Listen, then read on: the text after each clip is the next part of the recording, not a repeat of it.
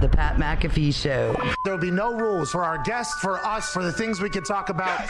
Speaking his mind. I've never had a problem expressing my opinions or my thoughts or anything like that. While being relatable. I haven't had that manufactured fake-ass celebrity that a lot of people have whenever they go on those big networks. I've had a chance to really build my crew, build my following, build my audience. And ridiculous. What am I supposed to do? So I'm supposed to look at something that I can definitely afford and say, nah. Is that what I'm supposed to do? The Pat McAfee Show starts in 3, 2, 1. Good day, beautiful people. It is Wednesday, September 9th, and it is a new era here at the Pat McAfee Show. Beat drop, please. Thank you, Twine. We are officially back on Sirius XM, Channel 82, Mad Dog Radio. For those watching on YouTube, we appreciate the hell out of you, obviously, because you've been with us every single step of the way. But if you're listening to us for the first time on Channel 82, Sirius XM, Mad Dog Sports Radio, I bet you that bark from the boys will not last long. Believe me, they get bored. So just going to have to ride this one out for at least the next couple of days because we are excited. And if you're listening to us for the first time, I can very much understand that you're probably going to hate us initially. That happens. It's been happening to me my entire life. I'm 33 years old at this point. My mom didn't even start to like me until I was like 20, 25 years old. So I am very used to it. But I think if you give us a chance on the radio, if you allow us into your truck, you allow us into your car, you allow us into your office, wherever the hell you may listen to Sirius XM, I think what you'll learn is this show is different than any other show. This show is literally the dumbest sports show of all time. And I know that this channel, Mad Dog Radio, has a litany and a slew of incredibly talented people that speak into microphones, and their shows are all dynamic in their own fashion. But this particular show is very dumb. I've said on many occasions, I don't know why people listen to our show. I don't know why people watch our show. But I think what I have come to realize is our show is a mental vacation for you. We celebrate sports. We try not to get into the negative bullshit that completely surrounds all of the world that we live in right now because negativity hogs publicity. We try to have a good time here. We try to talk about all things that are relevant in the sports world, not just a couple topics. And to be completely honest, I think when our guests come on our shows, they give us conversations that they don't give anybody else because they know that they're speaking to somebody that is much dumber than them. They know that they're talking to somebody who has done much worse than them, and they know that they're talking to somebody who isn't going to judge them. Hey, no judgment here. Yeah, not here. No judgment here. No. If Odell wanted to come on today, no judgment. Do what you got to do, pal. If that's what you're into, that's what you're into. If that girl's lying, which is probably true, all good. Like, hey, we're just here to have a good conversation.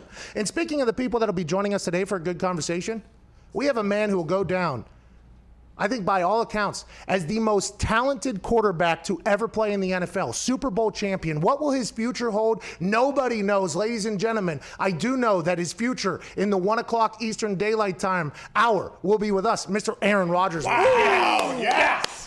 Aaron made it a point to be on the first day of the series show, which we appreciate here. Aaron's a good friend of our show. He's been on numerous times. I know the man, Adam Shine, who just gave me an incredible introduction there, has had Aaron on there, and he's friends with him as well. Aaron has a big announcement to make. Well, we have a big announcement to make with Aaron in the 1 o'clock hour. We'll also talk to him about how the brain feels. Hey, bub, how's the headspace going into week 1?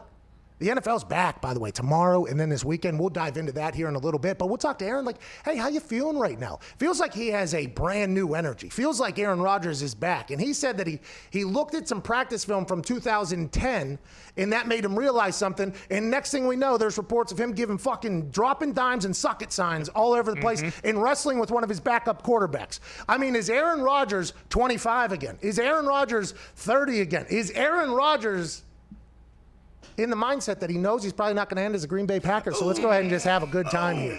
And in the third hour, joining myself and a man who has the greatest jawline in the history of sports, AJ Hawk, we have a guy who's a Denver Bronco legend, a Super Bowl champion, to talk about what happened with Von Miller's freak injury on the last play of practice yesterday. It was in shells, which I always thought, and I might be wrong, I mean, played football a long time.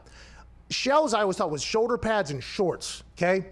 So shoulder pads and shorts would mean that it probably wasn't a walkthrough, but it wasn't obviously tackle all the way to the ground. So they're saying that it was a freak injury or whatever. I think injuries happen in shells more than people wouldn't think. But if it's a walkthrough pace that they were going through while in shells and it's a non-contact injury, that is a bummer. That absolutely sucks. And I've been on the field for one of those. Vic Ballard was our running back, and we were going through a walkthrough, and he was having a great year. He just got done. He did this backwards dive into the end zone in overtime against the Tennessee Titans. He was like becoming our guy.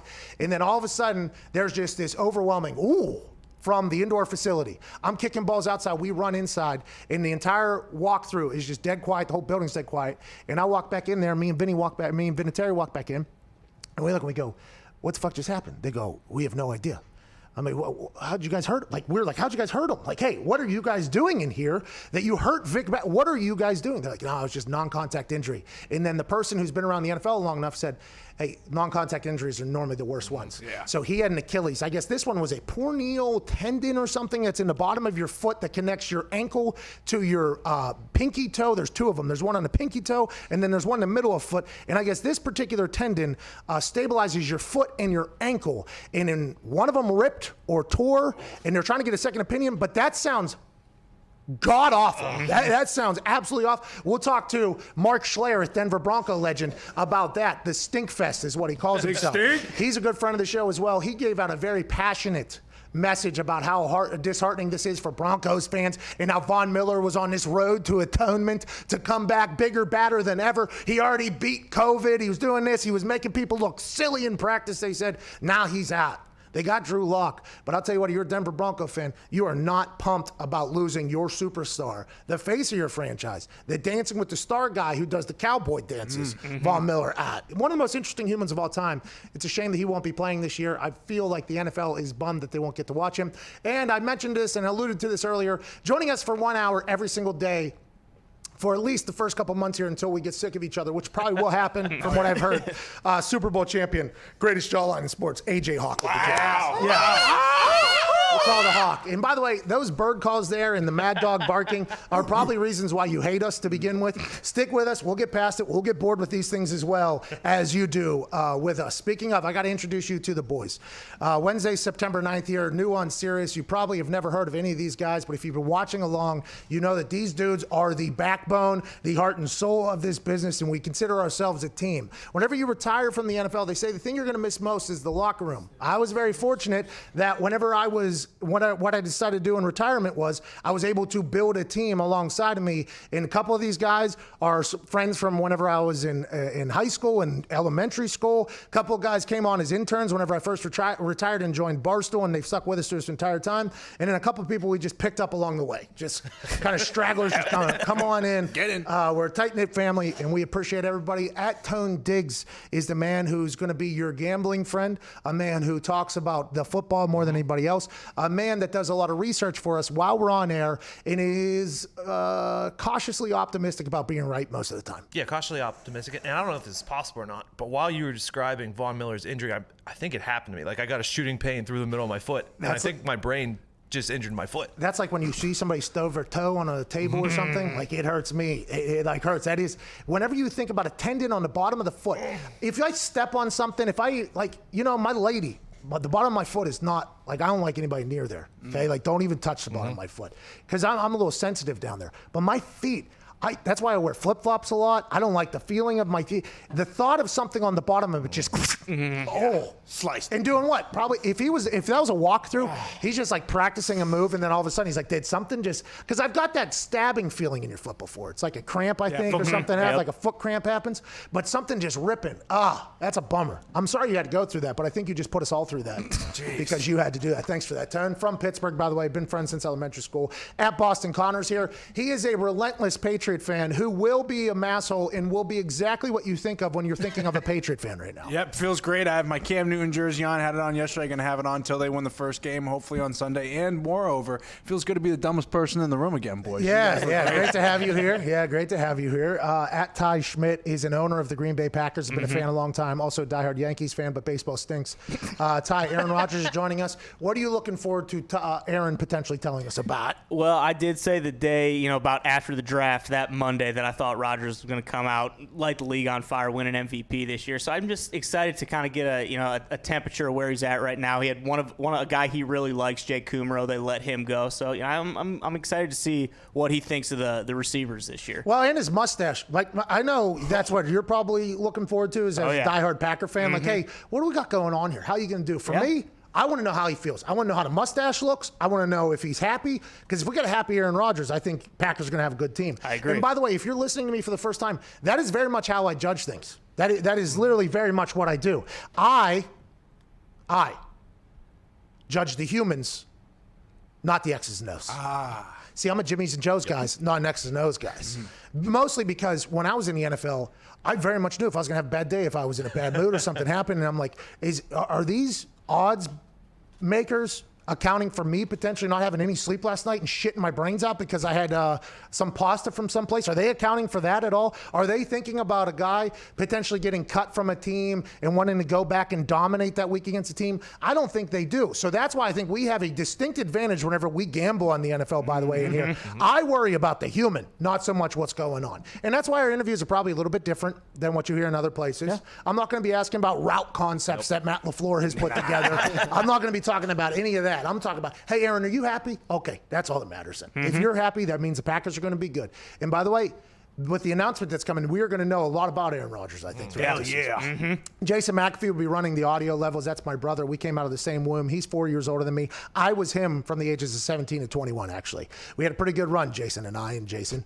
We had a very good Jason looks like me in the face, but he's about 4 inches shorter than me, which was a problem down in Panama City, which almost got me arrested. Oh, boy. But I knew Jay's social security number, called the cops over, told him, let's do this thing. Me and the security guy, I talked my way out of it and made the security guy erase the X that he put on my hand, and I was 19 years old. At Viva La Zito is here. He is a Don from Chicago, really an all-terrain human. He can do anything. This show is potentially a Zito production right now. We got wires everywhere. It doesn't really make much sense why any of it works, but it does because that's the special brain of the Don Viva La Zito. Oh, yeah. No big deal. No big deal. And Evan Fox, he's running the cameras. He's from Michigan State. He's their greatest product ever. Don't have many. But it's tough to talk about Michigan State without mentioning all the terrible things they've done. True. We should. Yep. Which, by the way, it's been added that Michigan State has voted against Let's football. not go there. Their don't wanna play president, football. Michigan State and Michigan don't want to play football. No, they don't. That we have some Big Ten news that we've been covering, by the way, very, very in depth. We have covered the Big Ten conference because we're in Indianapolis, Indiana. So we are in the middle of Big Ten country. We host the Big Ten championship here in Indianapolis. So this Big Ten cancellation with Pac-12 stuff and nobody else doing it, we were pretty intrigued by it because it was changing the world. I feel like we've dug deeper into the Big Ten news than almost anybody else. Oh, yeah. And what we've learned is that everybody has a different source who potentially has information, but that's how big of a clusterfuck the Big Ten is currently, that nobody is agreeing with anybody. We'll be back October 10th. We'll be back January 1st. We are never coming back. Everybody has their sources, and none of them have been right. But Michigan State, from all four sources, is a school that has said, we do not want football to happen. And you know what? We're in a rebuilding year, so it's okay. But Michigan, they just don't want to have another disappointing season, and Jim Harbaugh have another disappointing season. It's very interesting, though, that Michigan State is relying on their doctors. Yeah. First day on Whether or not serious. we should play football. First day on serious. Not today. Isn't that? Oh, the doctors at Michigan State have decided. Oh, okay. History tells us anything. Oh, Those okay. guys. Couldn't do that. Okay. Not on the first day of serious. First day, come on. You gotta let them know what Come it's on. All right, this is me, Pat McAfee. Go green, Foxy. Go white. Evan Fox just screamed, "Go white." Despicable. You can't do that. I'm loyal to my team. At Mr. Mansouri is here running EP, running point for this thing. We got Canadian Gumpy back, intern Mitt, Nick Moraldo, Billy Tubes. You will meet everybody throughout our run here if you choose to stick around and if you haven't already left. If you have already left, well, you can't hear us anyways. But if you stuck around, hey, let's go. Come on. Hey, let's go. Let's get started. Bring up the sidebar, please. Let's get through this thing. The NFL is back mañana. That means NFL Sunday is back this Sunday. That means the greatest league on planet Earth is back in more than 24 hours, but less than 36 hours. And that is what we are here for. Big news being made all over the NFL. More money getting tossed out to free agents right now than I've seen in a long time. And that's all with a massive question mark on what the fuck the future of the NFL is. Nobody knows if this season's going to finish. Nobody knows. Nobody knows if games are going to get suspended, delayed, and canceled, and they're just going to be a mixed max, a mixed bag of football and schedules and records. Nobody knows. Nobody has a clue. Nobody. But some of these NFL owners are like, who gives a damn? Pay them. Let's keep them around. And I, as a former player, absolutely love it. If you look at the MLB, which kind of had the model of what the NFL was having, individual cities, individual practices, traveling around, doing their thing, early there, they were in a bad spot. I think the world was in a much different spot then than we are now, but they were in a bad spot. I think testing was in a much different spot than it is now, but they were in a bad spot. 22 Marlins, from a story that we were told allegedly took place from a couple guys making one big mistake, and then that thing kind of, choo-choo running a train through the team now. 22 people get it, so they have to cancel a game. They have to cancel 2 games. They have to cancel 3 games. Then the Cardinals had it. Then the Pirates had it. They had to cancel games, suspend games. They were making double headers. They were having games go to 7 innings instead of 9 innings. And everybody's like, this isn't baseball. First of all, we're not playing a full season, so this isn't baseball. We're not even playing half the amount of games. This isn't baseball. Then they're like, oh, wait till you hear this. Wait till you think that. Wait till you hear this. We're going down to 7 innings. We're doing double headers back to back to back. They're playing 6 games in like 24 hours. And what are you going to say? This isn't baseball. You know what? We don't care because all we're trying to do is get the playoffs because that's where we make all our money at. So the NFL now has to look at that.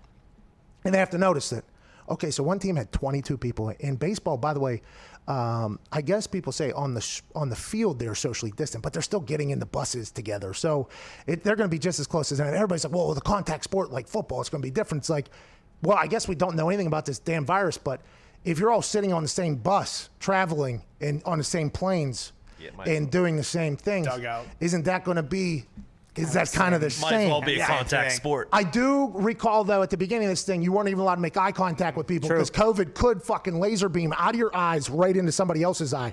I remember that. But the NFL has to have seen that. And then they have to have seen how those numbers have kind of fallen off in baseball. We haven't heard about games being suspended. We haven't heard about teams having delayed games. Like, everything has kind of fallen off. So if you're the NFL, you have to be thinking, hey, we're in pretty good timing here. The testing seems to be getting much more efficient. The testing seems to be getting much faster. It feels like there's more than a couple companies, Abbott, some other companies coming out with these 15-minute results. And the NFL has done like 75 million tests, and now there's only one positive person. And that's not just players, coaches, staff. That's everybody in the building. Now, training camp's much different than the regular season. There'll be some more free time for guys to potentially go around and make the same Marlins mistake.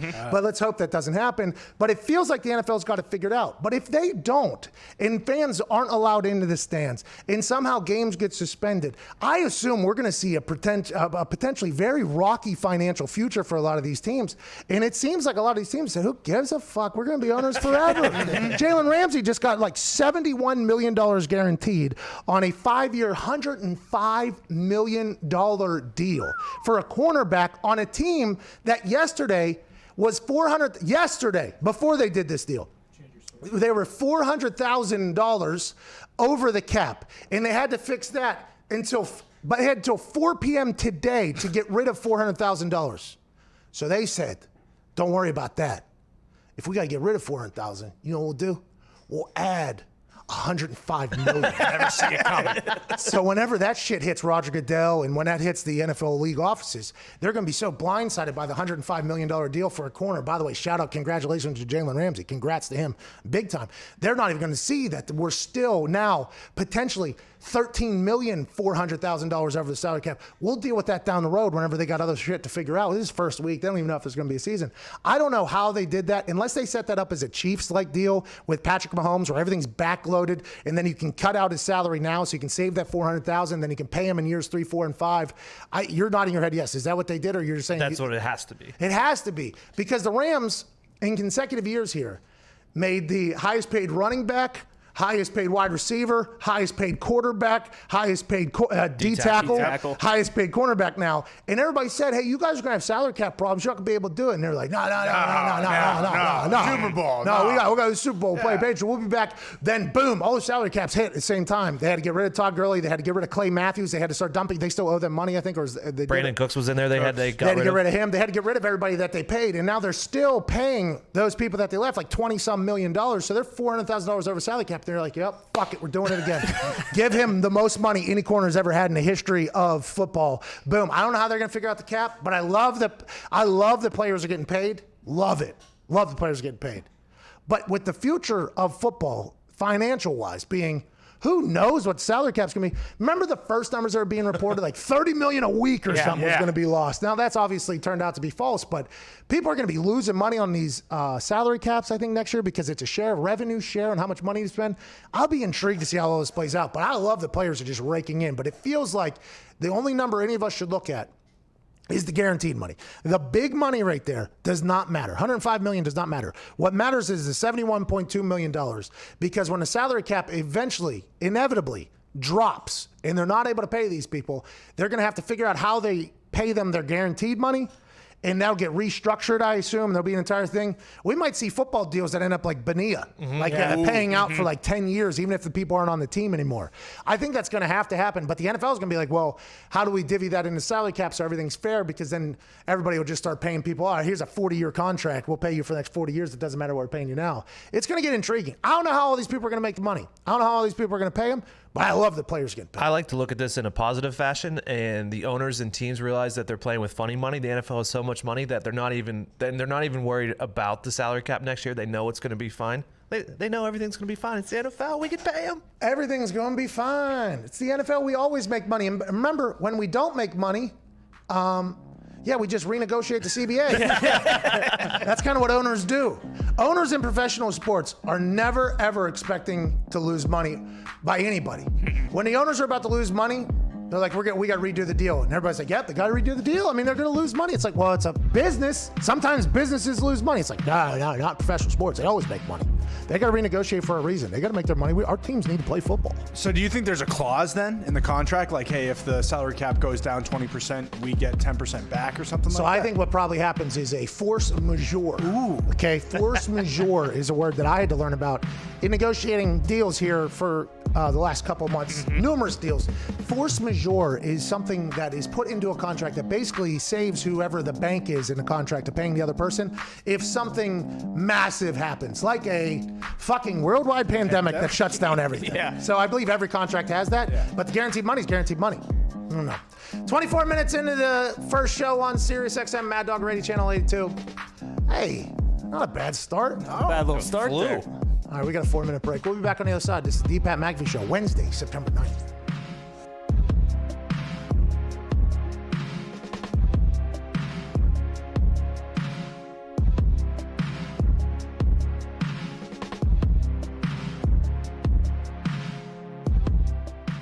I was told by Del Curry, Scottie Pippen struggles on a golf course, right? Right. I was told at that thing that I'm going against Scottie Pippen the next day, match play, heads up, one-on-one Scottie Pippen.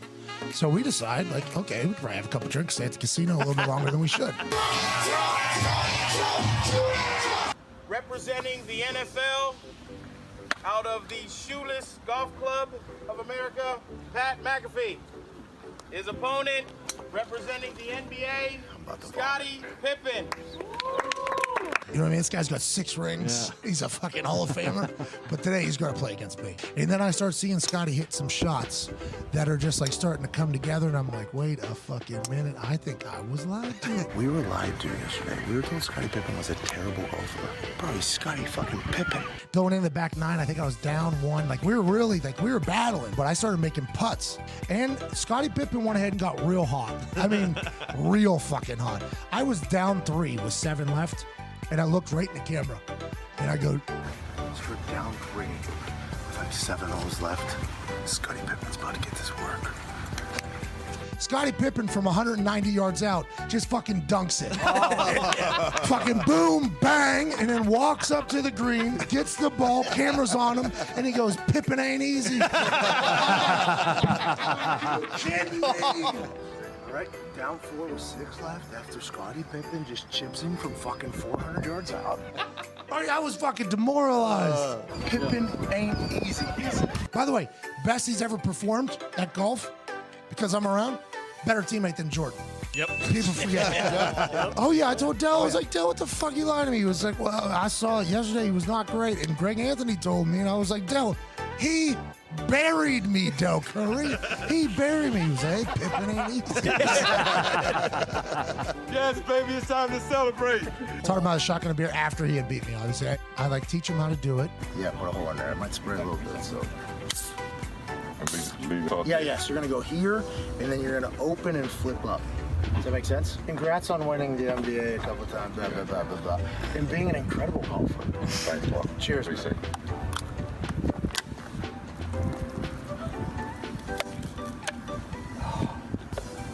Hey.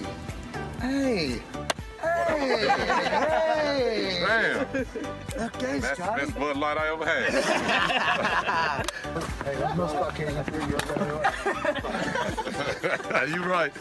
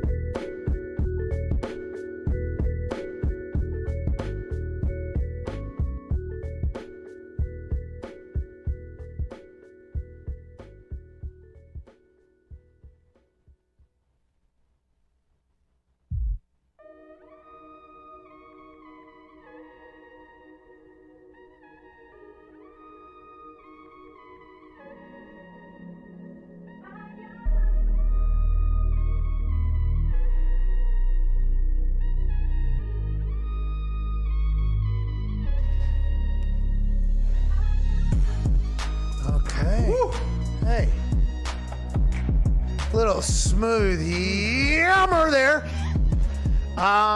We have a new phone line, by the way. 1-888 Mad Dog 6. 1-888 Mad Dog 6.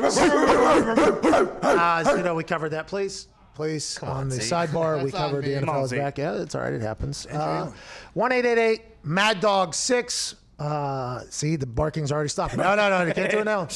This happened. Foxy, we knew this was going to happen. I mean, what do you expect? Oh, Foxy. Give it like 2 more days and it'll be gone forever. Ever. We did it a couple times. These guys right here, I will let you know. Happy for them. This particular office, everything's in waves. Everything comes in waves. There was a lot of, you'll learn this. Everything comes in waves. So if you hate something right now, I'm probably on your side, and it's ending soon because just out of lack of will from the guys. Well, I thought they would have a little pride because you actually challenged them, and you said like the barking will stop soon, and they're like, no.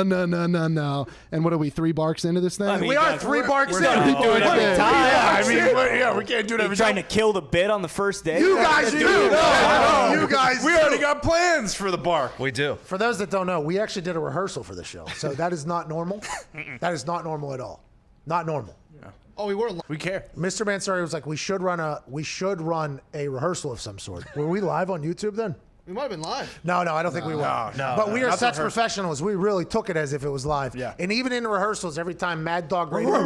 Yeah, that's it. All right, we're done with it. We can't be the first show that did that, but we'll probably be the last because we will kill it. Let's go to Chad over there in California. What's going on, Chad? What's up, Pat? We're having ourselves a little Wednesday. Pat McAfee is on Mad Dog Sports Radio. The millions and millions of fans out there. Let's go, baby. You know, it's supposed to be a sad day for me as a Broncos fan. Von Miller, goes down in the walkthrough. Like you said, those tend to be the worst. But we got Drew Lock. Elway swung and missed 3, 4, 7, 8 times. That's true. But Drew Lock's back. We got the offense going. Fant. We got Duty Sutton out there. All right. Two-headed. All right, Chad. All right, thank you. I mean, I'm not a potted plant here. You know what I mean? You know who's on the team. You know what I mean? Like, hey, I loved his energy there. Yeah. But at least let me give you a little give and take there. Let's have a conversation. Now, I've been told, by the way, Mad Dog Radio callers, good callers. Good callers. Really? Yeah, I've been told good callers. I actually got a chance to talk to Mad Dog Russo himself, okay? I got a chance to talk to him. And he went on for like 12 minutes straight. And it was maybe the most insightful shit I've ever heard in my life when it comes to radio. Talking about what'll give me juice, like, hey, he did this entire thing.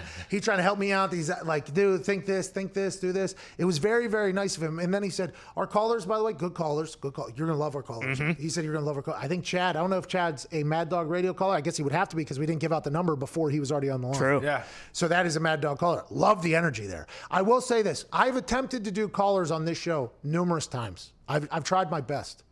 But not all. By the way, Gumpy got hired because of a caller. Yeah. I am very open to callers. Big time. A lot of people said that I wouldn't do callers because it seems like in our last stop, Westwood One, very nice people, Westwood One, very thankful for our time there. Callers, though, were tough. Low energy. Oh, yeah. I mean, tough. I had to take this hammer out. I have a hammer under the desk that normally is for locks that I feel like we're going to hammer that. Yep. For instance, we got one for tomorrow night that we'll talk about at some point. Chiefs, Texans, the NFL's back. How you doing? Yes. I would take this hammer out from under my desk and hit myself in the head with it. Yeah. That's what I would do. So you know how they say, like, the way you talk makes me want to hit myself in the fucking head with a hammer?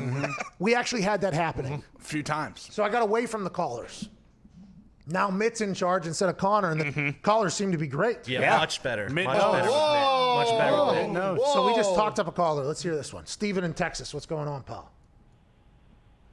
Hey, what's up, Pat? Oh, I heard the words foul, by the way, not pal, because Morning Men, good show, by the way. I think our people would enjoy the hell out of that show.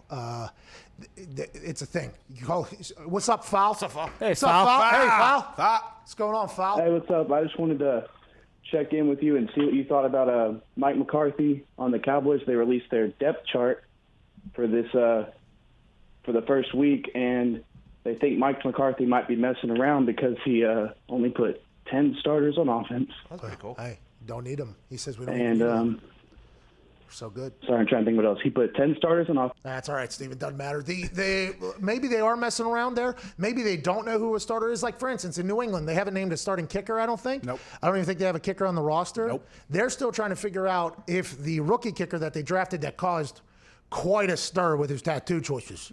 geez. Quite a stir with his tattoo yeah. choices. I think without the preseason games, they weren't able to tell whether or not this dude could kick under the lights. Like with the NFL, with money on a lot of money on the line, every single kick, a lot on the line. So they're keeping Nick Folk around to kind of battle against or whatever this week, see if the kid can handle. And by the way, who knows how they do Sunday? Nick Folk's been a good kicker for a long time. I think that's why Bill's doing that. I am nowhere near this same mental capacity as Bill Belichick, so I don't know if that's right or not. But it feels like that's the right thing to do for a kicker. If you don't know if they can handle it, you got to keep putting a little fire on them because you haven't had the preseason to test them. Now down the Cowboys. What's up, Diggs? Well, he just left off like a slot receiver. So maybe they haven't figured it out yet. Maybe this week we'll determine who's doing it. Who has a good Wednesday practice? Oh, how about Thursday whenever they really start to get to work on third downs? And then Fast Friday, who can pick up the offense? Maybe he's still trying to figure it out. But Coach McCarthy has a plethora of talent down there in Dallas. And listen, we live in Indianapolis, Indiana, okay? I grew up in Pittsburgh, Pennsylvania, diehard Steelers fan. My whole family's diehard Steelers fans. Not really me. I was a fan of players, but Pittsburgh, you're a Steelers. That's because the whole town's happier when the Steelers win. So like it's just a much better place when the Steelers are good at football. So I've always hated that it feels like the Dallas Cowboys, like they are this week, we're always on prime time. Every single sports talk show, all they talk about is Cowboys. We actually have a segment on this show called Obligatory Cowboys Talk because we were told at one place that we have to talk about the Cowboys every single day. So we made it an entire thing about, this is our obligatory Cowboys talk. Dak took a shit. That's obligatory Cowboys because it is like one of these things that the Cowboys are always going to be talked about. Every year it seems like the Cowboys are getting sold. Like, hey, this is the year the Cowboys are going to go on a run. Happened when Romo was a quarterback. When Dak got in there, this is the greatest rookie quarterback of all time. Wow. This guy's good. He's took over the leadership role. No problem at all. He's this. They still won't pay him, but every single thing is the Dallas Cowboys are good. Zeke was in Mexico last training camp. Still, Zeke's going to rush for 1,000. He wasn't even at training camp. The Cowboys are going to do this. They're going to do this. And every single year they turn out to be just completely average. Just completely average. And it's always fun to watch them, though. And I buy into the hype because whenever everybody's saying the same thing, you can't help but go, well, I guess when you put it that way, yeah, I guess they're really good. But this year, they're really fucking good. Yeah. Like, hey, everything I just said that is always said about the Cowboys every single year, they are a loaded roster with talent. Dak Prescott's getting a lot of money, and he's still trying to get even more money, so he's potentially going to play like it's a contract year like he did last year, which was his best year to date, even though they didn't win enough games to do anything. Zeke is down there. I mean, they've re-upped everybody, every single position. And Jerry Jones has brought in a coach now that has a resume that has been there and has done that. So if you're a Cowboys fan, you got to be like, okay, we have all the talent that we have every single year that everybody says is really, really good. But now we have a coach who's actually won games before, as opposed to the guy that, say, hey. Clap it. Hey. Nice job, boys. Here you go, boys. Hey, Good job, boys. Here you go. Hey, boys. Go on now. High five me. If we could on the fucking playoff thing, Here you go. Just the guy who always had that front that he was the Dallas Cowboys head coach, but it never really felt like he had the resume to be the guy that would take them to the next level. Now, there's a lot of things we've learned on this show in the last couple months that have opened my eyes to potentially how the Dallas Cowboys operate. Darren Woodson, former Cowboy great. He runs a real estate business or an investment business, some sort of business that makes a lot of money. He runs a business that has an office that overlooks the Cowboys practice facility. So I asked him, I said, so ex-Cowboys players just get free offices that overlook the practice facility? He's like, no, I pay. And he said, no, there's hundreds, if not thousands of offices that overlook the Cowboys practice field. He started detailing Dak Prescott putting in extra work with the receivers. He started detailing practice, how he's been a field general since he got there. And I immediately thought like, Darren, that's a beautiful office. I could see why you wanted to be there, get a chance to watch these elite athletes. Cowboys are out there. Hey, America's team's out there practicing. But then if you think about it, if Darren has that view, what does that mean the office right next to him has? Same view. And the office above them, or I assume he's potentially at the top, and below them, who do these people just have a view of the practice field? Because if you have a view of the practice field, that can make it pretty difficult to keep some things quiet, because in the NFL, I don't know if you've heard this or not, everybody's looking for an edge. Every single team is looking for an edge. When I was in the league, there was conspiracy theories about planes that flew too low over practice fields. Hot air balloons would go up in a park. Oh, that's, who's up there? Billy Belichick. Bill Belichick's up there. Bill Belichick and Ernie's up there. And if not, the Houston Texans are up there because they got a team that can compete with. And then when training camp was open, they used to look for people in the stands that looked to be paying attention too much. Like, there was always this conspiracy. In the Cowboys, I think that's why you see McCarthy this year at training camp, no jersey numbers on anybody's jerseys. No names, no jerseys. Or no names, no numbers. And that has to suck for the coaches that have to watch film and grade people on who should make the team and who couldn't. Who is this? Whose shoes? Who is this? Somebody else. I'd pawn a lot on somebody else. They'd be like, your big ass nose and fat ass McAfee. I'm like, okay, all right, I get it. You got me. But everybody else, because I think it's because he doesn't want anybody to see who's doing what and how they're going. And now they said that's because local news was shooting practice and all this stuff. But McCarthy seems to be tightening it up down there, right? From outside looking in. McCarthy got Dak Prescott to buy into being a franchise tag player, I think. I don't know if it was him, his agent, or Mike McCarthy or the relationship. They still got Kellen Moore down there. They got weapons on top of weapons. Maybe it is changing a little bit. And maybe Mike McCarthy, okay, Big Mike, as everybody calls him, he used to play for, maybe Big Mike was the perfect guy for the Cowboys. And even though he's only putting out 10 starters on offense, maybe he feels he only needs 10, but maybe he feels like our team's going to be really fucking good this year. It seems like every year in the past when you look at the Cowboys, it's just like Jerry Jones has his hand up Jason Garrett's ass and he's just like just a puppet. Yeah, you know. Oh, like Jeff Dunham. Yeah, exactly. He's Jeff Dunham. But it Yeah. actually feels like it's McCarthy's team, kind of. You know, like you've had the stuff come out about Jerry saying, like, well, you know, I mean, I wouldn't have signed off on it if I wasn't okay with it. So it seems like he is giving McCarthy a little more leeway to do the kind of things that he wants to do. Well, and Jerry also, whenever he was faced with the question of whose wearing the pants on his team, he really had to back that up too with, well, if I didn't like it, we'd be doing that. Like he had to like kind of like, you know, flex a little bit. Mm-hmm.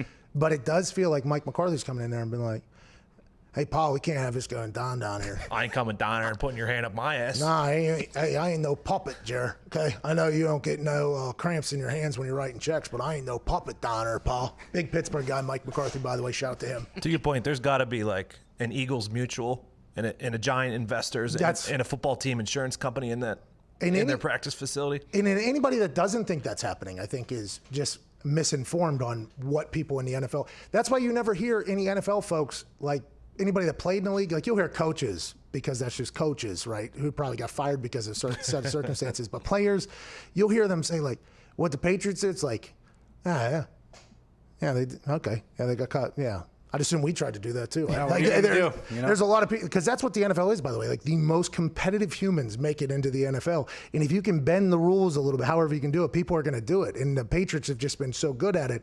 And if you have your practice field just visible to thousands and thousands of people potentially, I mean, that's a very interesting dynamic. And that was just the first thing that I kind of was like, I don't know if that's the proper way to win. That's nothing that I've learned in my time in the NFL. Well, and this is why it's so important to have indoor facilities, right? Because when you go in there, the media is not allowed in. Yeah. Indoor. No, they go in. They go do? in there. Yeah, they're in the corner normally, and there's always like a time period you're allowed to have. I guess the Cowboys used to just be wide open for practices too. So if the media was allowed at every practice, I mean, who knows what is. Because all you need is one media member to not be a Cowboy fan. Yep. One media member who, by the way, in the media, they bounce around city to city. And I assume Dallas is one of the landing spots. So they've been in other places. All you need is one person to just leak some film to somebody on one. I mean, I guess the teams I were on, the Colts, the Polian era, and then after that, everybody was just such big like conspiracy theorists almost that somebody's trying to get them that I did not expect. Whenever I started hearing the Dallas Cowboys had their shit open, I'm like, what? How do you keep anything in-house? Because special teams is normally the only thing that Colts media was allowed to see. It was the first 15-minute period. Special teams watch it. But we had to practice all our fakes at the end of practice. Mm-hmm. So it was like, we do everything okay, we punt, okay, we do field goal, okay, here we go. We do kickoff, okay, period over, media leaves. Now there's like individual drill, 7-on-7, whatever happens. And then in the middle or towards the end, it's like, all right, we got another special teams period. We're working on our fakes here. That's where the infamous ball snap. Do you think the Cowboys are good enough to go to the Super Bowl? Because one of the ESPN simulations has them losing to Kansas City. Okay, so let's get to that. ESPN simulated every single game this season. 20,000 different things. What is the? I don't think I fully comprehend why this matters. ESPN has this thing. It's called the FPI. It's a Football Power Index. It's how they rate teams. Blah blah blah blah. Who knows if it's right or not?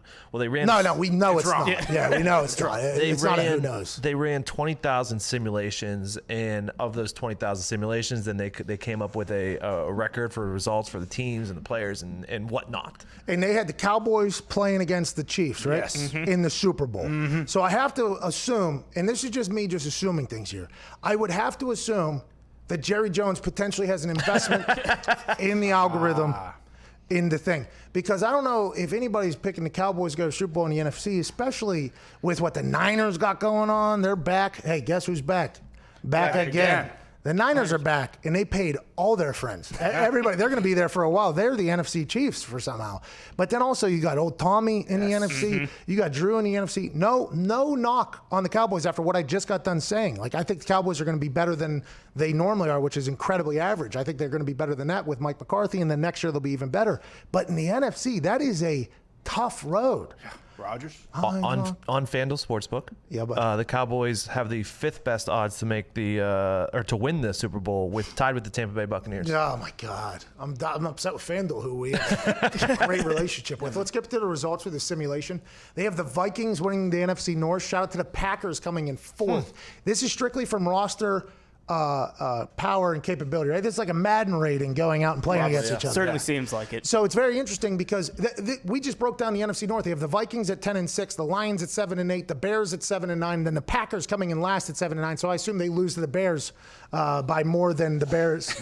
Interesting. Yeah, I believe they had the Bears beating them twice. Oh, that's awesome. So the Packers are in dead last. And by the way, possible if you look at it strictly on paper. This is a strictly on paper simulation, right? But what I told you in the beginning of the show is I don't operate on that. Like, I operate on the feelings of humans. Yes. Like Aaron Rodgers, what did they have him in a Madden rating? What was it? I think he was like an 89. Okay, Aaron Rodgers, though, if you look at any of his film right now, he might be at a 99 right now. Aaron Rodgers might be at his absolute best. And if your quarterback's playing good, guess what happens? Your team plays good. Yeah. Now, does that help them stop the run like they couldn't do in the NFC Championship? No, but maybe some of those defensive linemen heard us talking about it, heard the world talking about how they can't stop the run, and maybe they took it upon themselves this quarantine to figure out how the hell we're going to stop the run. Run is a big effort thing. Effort. Now, granted, you got to be like really, really dialed in on your technique and your job, and you can't have any missed assignments because if you zig when you're supposed to zag, that's a whole hole opened up. So maybe they'll be more diligent in the run game. Maybe they'll dial it in a little bit more. Maybe they took it as a slap in the face. How can that fucking simulator know that? They can't. That's why I don't believe in AI. I don't believe in AI. Okay, I get it. Elon Musk is putting things in the head. Yeah. But it's not going to do what it's not told to do. And we're smarter than it. Let's just... I mean, this might be a cold take. That might be a cold take 5-10 years from now. Whenever we got those dogs that are jumping over things, those robotic dogs doing stuff. Yeah, but when the Packers win the division, it'll be a much different story. That's a victory over a robot that will not get talked about. Yes. All anybody talks about is the victory robots have over humans. Okay, that is a victory over a robot when that algorithm is just completely fucking wrong. Eagles, Cowboys winning the East, okay? Saints, Buccaneers winning the South, 49ers, Rams. That makes a lot of sense. It all makes sense because on paper, those teams are unbelievable. Like the Buccaneers, by the way, that team is stacked on paper. Yeah, if you look at that, if you just look at it on paper, it is stacked, packed to the gills. Then you got the Ravens and Steelers at 12-4 in the AFC North. That makes sense. I guess. Makes sense. Hey, they know that Ben Roethlisberger. Did they calculate for him losing his addictions? They did. Okay. Best record in football. 12-4. Yeah. Bills winning the AFC East with the Patriots winning 5 games. Oh, my God. Top 5 pick. Here we go. How do they put Bill Belichick? How do they put Bill Belichick in that algorithm? All right, here's a guy that's smarter than everybody else. And Ernie Sim. Do they put fucking that Ernie guy? What's his name? Ernie Adams? No, Ernie Adams. They put Ernie Adams in there, the old guy that's up in the sky who's breaking down every single code that the other team has. Can't do it. Can you put that in the algorithm? You can't. You can't do it. You just can't do it. Chiefs winning 11 games. Okay. Texans and Colts 9-7, 8-7. They got the Jaguars winning 3 games. Right there, you know they're wrong. Jaguars ain't winning 3 games. There's no way. There's no way. On paper, what games did they win? Oof. On paper, what did they have? Oh, well, this offensive line played really hard this day. Like, how does the algorithm know that? That's a waste of time. I hate that we even talked about that. A lot of trust in Gardner Minshew there for 3 games. I hate that we even talked about that. I do. I hate that we talked about it. What do they know? They know nothing. The algorithm. It's all about feelings, emotions. Zach in Canada, what's going on? Oh, hot boys, what the fuck's going on? Hey, Paul. Hey, Paul. Hey, Paul. I got a huge question for you, man. Okay, tonight, big fantasy football draft. Oh, hold on, real Zach. Canadian. You are the most Canadian person I've ever talked to. Yeah. Gumpy's here. We hired a Canadian from a Sirius XM call that happened years ago whenever we were on Barstool Radio. He sounds, he's like Canadian Light at this point. Yeah. Where's he from? He's like Natty Light, Miller Light, Bud Light at this point. I'm from Moose Jaw. Oh, Moose Jaw. Oh, wow. Oh, he's up there in Moose Jaw. This guy's Molson Triple X. Hey, Gumpy, how come this guy's so much more Canadian than you? East Coast, Saskatoon, eh? Hey, he's from the West Coast up there, pal. What do you want to talk about, man? I love the way you speak English. Thank you. I just skipped out of my Zoom call for Zoom class for this, so. Hey, you're gonna have that. First round, 8th overall pick. Which kicker am I taking? Who's the kicker? You know, that's very interesting because Justin Tucker, very, very, very, very, very good at football, very good at kicking footballs. But do you think the Baltimore Ravens are going to score more than the Kansas City Chiefs? I don't think so. I think Harrison Butker is probably the right guy to draft, strictly because their offense is going to be so good. Well, his Twitter is @ButtKicker7 too, so he's pretty good. Oh, even better. Yeah, and he's got a hammer. He's got an absolute hose. I think you go with Harrison Butker strictly because he kicks the ball well, and the Chiefs are going to score a lot. I mean, they were dropping 24 points in a quarter whenever they were down 21 like it was nothing. So I think fantasy football, I'm not a big player. I don't have the time. I don't know how anybody invests that much time. I do respect the people that do, though. They're smarter than I am when it comes to building a fake team on the internet. But I think the purpose is for the kicker to score, right? Oh yeah. Yep. Yeah. So Harrison Butker's the guy. Zach. Hey, thanks for calling from Moose Jaw up there, pal. Man, Gumpy. That guy's Canadian. Gumpy. Yeah. Do you feel like American when that guy starts talking like that? Oh, your microphone's off. Yeah, I can't even hear you, pal. West Coast, Canada Light, baby. Oh, really? So West Coast has like in America here, we got a bunch of dialects. Mm-hmm. Oh, yeah. You'll hear from us, Pittsburghese. Boston will come out of Boston Connor every once in a while. Ty, middle of America, really nothing in Iowa. Zito has a mixture of English, Spanish, Chicago, Pittsburgh, and even a Southern accent somehow. And then we have Gumpy, who's Canadian. Canada, do you have different? I guess, yeah, huh? Saskatchewan, Regina, you really get it up there. Halifax, Newfoundland, even. Newfoundland's probably the most Newfoundland's accent. a big one. Yeah. That's far right, right? You got it. Yeah, far right. It's a big ass thing too. Huge. Yeah, it's like a bag hanging down. Not a lot of people. Yeah, like a sack. What's that? Not a lot of people up there. Newfoundland? Moose country. Yeah, a lot of mooses. A lot of woods. Is that right? Is there a bunch of moose up there? Regina's moose country. We love Regina. Love Regina. Saskatchewan. I think there's probably a lot of Canadians listening right now. Yeah, always is. so. Hopefully. And we appreciate you. And for those that are in the truck, okay, the truck drivers, I believe there's a lot of truck drivers calling. Long haul. I want to let you know I've been floating gears since I'm like 16, 17 years old. Tim McAfee, truck driver growing up. I am the son of a truck driver. Hell yeah. Hey, you got a bogey up ahead there, pal. Up there on a Niner. Let's go to Pierce in Arizona. Pierce, what's going on? Yo. That's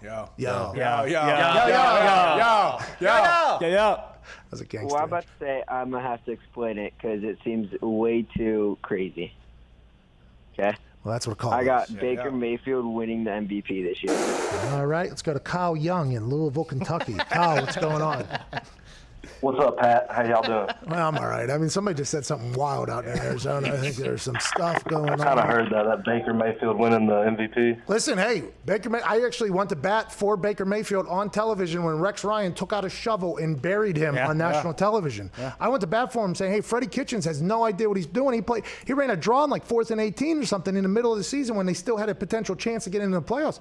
I'm a Baker Mayfield guy. Saying he's just going to become MVP is wild, especially in the AFC North, which is not an easy place to do. But he has weapons, I guess. 11th best odds on FanDuel, plus 2,900. Yeah, I think my guy Patrick Mahomes has got that locked up. That's better than Cam Newton. Hey, don't get crazy though. Tom Brady down there with what? He's got 7 tight ends, 2 deep threats, couple running backs. Fournette. AQ Shipley on the offensive line. What do you want to talk about, dude?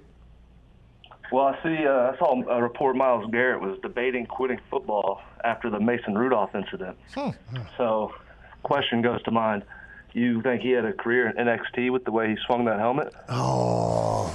Foreign object. Good question there. Yeah. I didn't even think about that. I assume he did, though. I assume he did think about that whenever he was getting in there. I think if we learned anything from the Cleveland Hard Knocks, it was that he was like like a writer. Yeah, a poet. He's like a poet, like a very calming. Renaissance man. Yeah, like that. He's like not what you, I don't know if he would get into wrestling. That's why when he took another man's helmet off of his head, then bashed him in the head like whack-a-mole with the helmet, it was so surprising to everybody, let alone the fact that they were beating the Steelers, the division rival, which they shouldn't have won.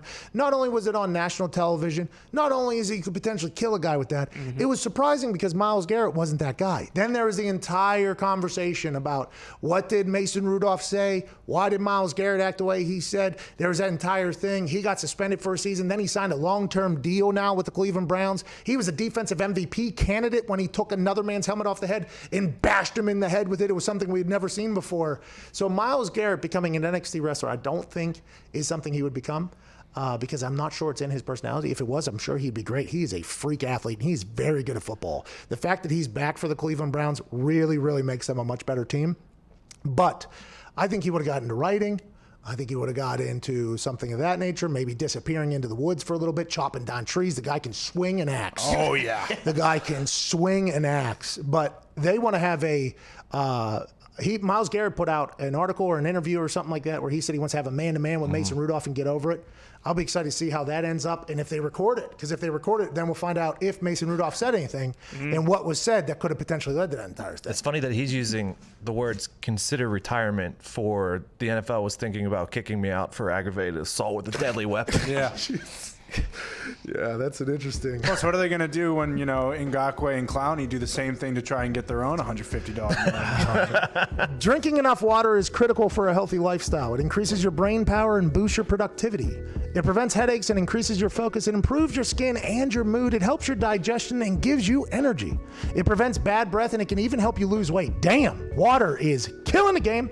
Hydrant has created a refreshing electrolyte powder that you mix directly into water to more efficiently and effectively hydrate your body. It hydrates you quickly and keeps you going for longer. Each rapid hydration mix has the 4 essential electrolytes your body needs: sodium, potassium, magnesium, and zinc. Wow. Zinc? Love zinc. It's backed by a 100% satisfaction guarantee. If you don't love it, send it back for a full refund. You really need to try it for yourself and see what we're talking about. It tastes incredible and it works. Hydrant starts at just $1 a packet for a 30-day supply. Save even more with a monthly subscription. We've got a special deal right now for listeners, 25% off your order when you go to drinkhydrant.com/America, sorry Canada, or enter promo code America at checkout. That's drinkhydrant.com/America and enter promo code America for 25% off your order. All right, hour one's wrapping up here. We can't thank you enough for listening and watching. We got about a 6-minute break until we're back. I'm gonna go take an O-dump? No, I'm not gonna do that. An O-dump? You're a bad Jr.? guy. This is the Pat McAfee Show. September 9th.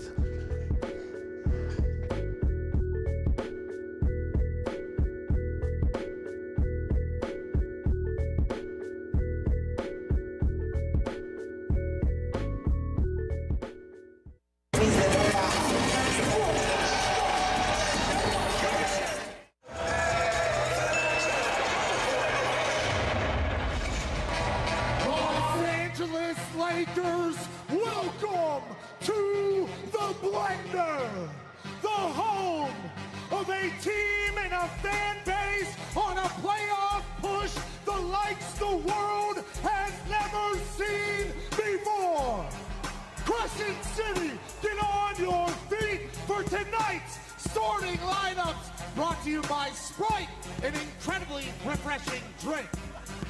Starting at forward was the number 2 overall pick in the 2016 NBA draft. Now he's an NBA All-Star, Brandon Ingram. At forward, this man has been dunking on little white kids on the internet for 10 years. The incomparable, unstoppable 6'6" phenom, Zion Williamson. At center, standing at 8 feet tall, from Georgia Tech, number 22, Derek Favors.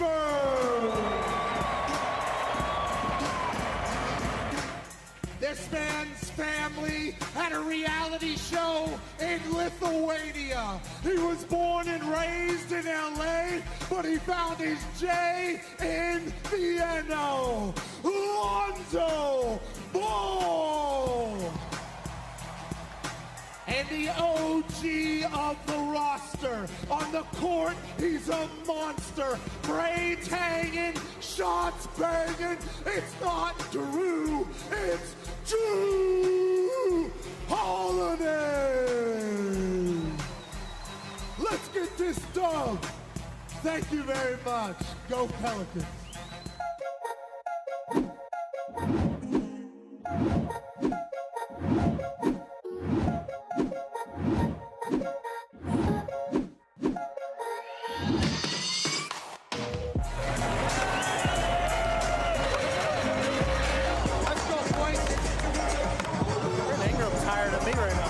That's how you play basketball.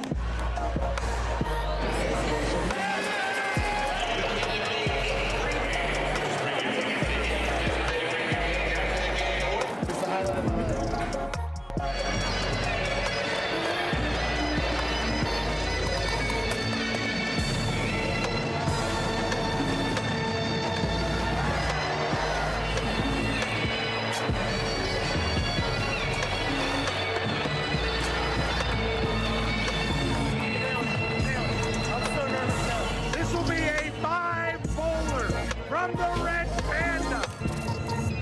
Up we go. Yes! Yes! Yes! Red Panda!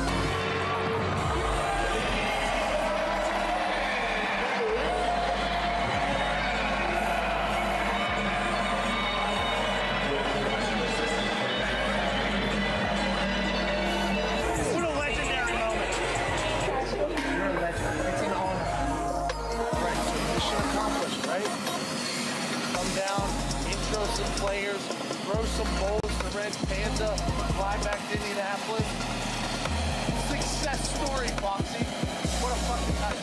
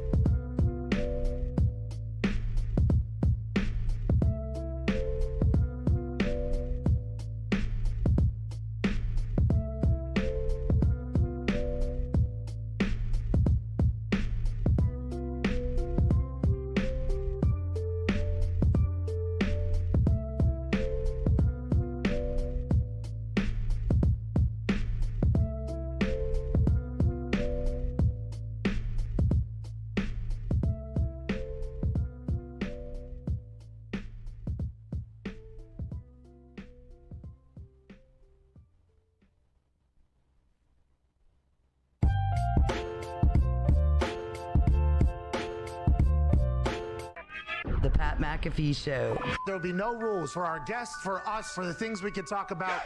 Speaking his mind. I've never had a problem expressing my opinions or my thoughts or anything like that. While being relatable. I haven't had that manufactured fake-ass celebrity that a lot of people have whenever they go on those big networks. I've had a chance to really build my crew, build my following, build my audience. And ridiculous. What am I supposed to do? So I'm supposed to look at something that I can definitely afford and say, nah. Is that what I'm supposed to do?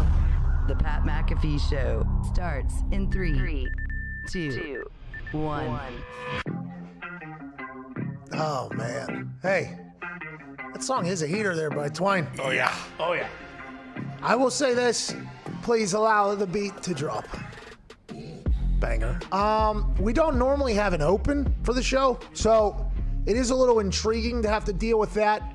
Also, getting a chance to hear that SiriusXM sports update is something we should take advantage of, I think. That I don't know who that person is that just got done talking there. They just pubbed our interview coming up with Aaron Rodgers here at 1:15. Can't wait to chat with the legend. I mean, I hope the mustache looks good. I assume he's rocking a very good mustache right now, unless he shaved it because it's game week. Because then he only has the mustache in training camp, and then he brings it back in November.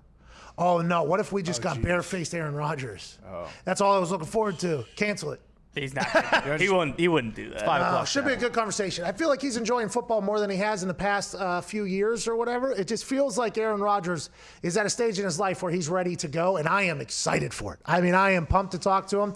I think he also said Von Miller could return in 3 months. I feel like the sports update just said. Von Miller has a chance to return in 3 months. Good news, Broncos fans.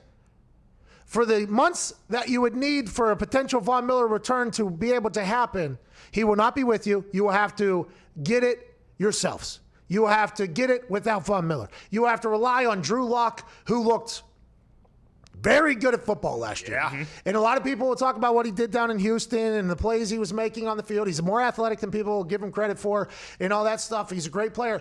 Whenever he was rapping on the sideline, okay, just in his own world, vibing, having the time of his life, that makes me feel like he's got it, all right? I don't know what it is. I think it's probably pretty difficult to describe what it is, but that made me feel like, okay, this guy, because I think it was a Young Jeezy song, I believe. Call it My Bodyguard. Yeah, that's my bodyguard. I do believe, and he's referring to a gun in that particular. Yeah, I do believe. So the fact he's rapping, I assume the teammates love him. I think everybody talks about him. They say they love him. I think Drew Lock is a stud. Obviously, not having Von Miller for up to 3 months is problematic for a team that could have Von Miller for those 3 months.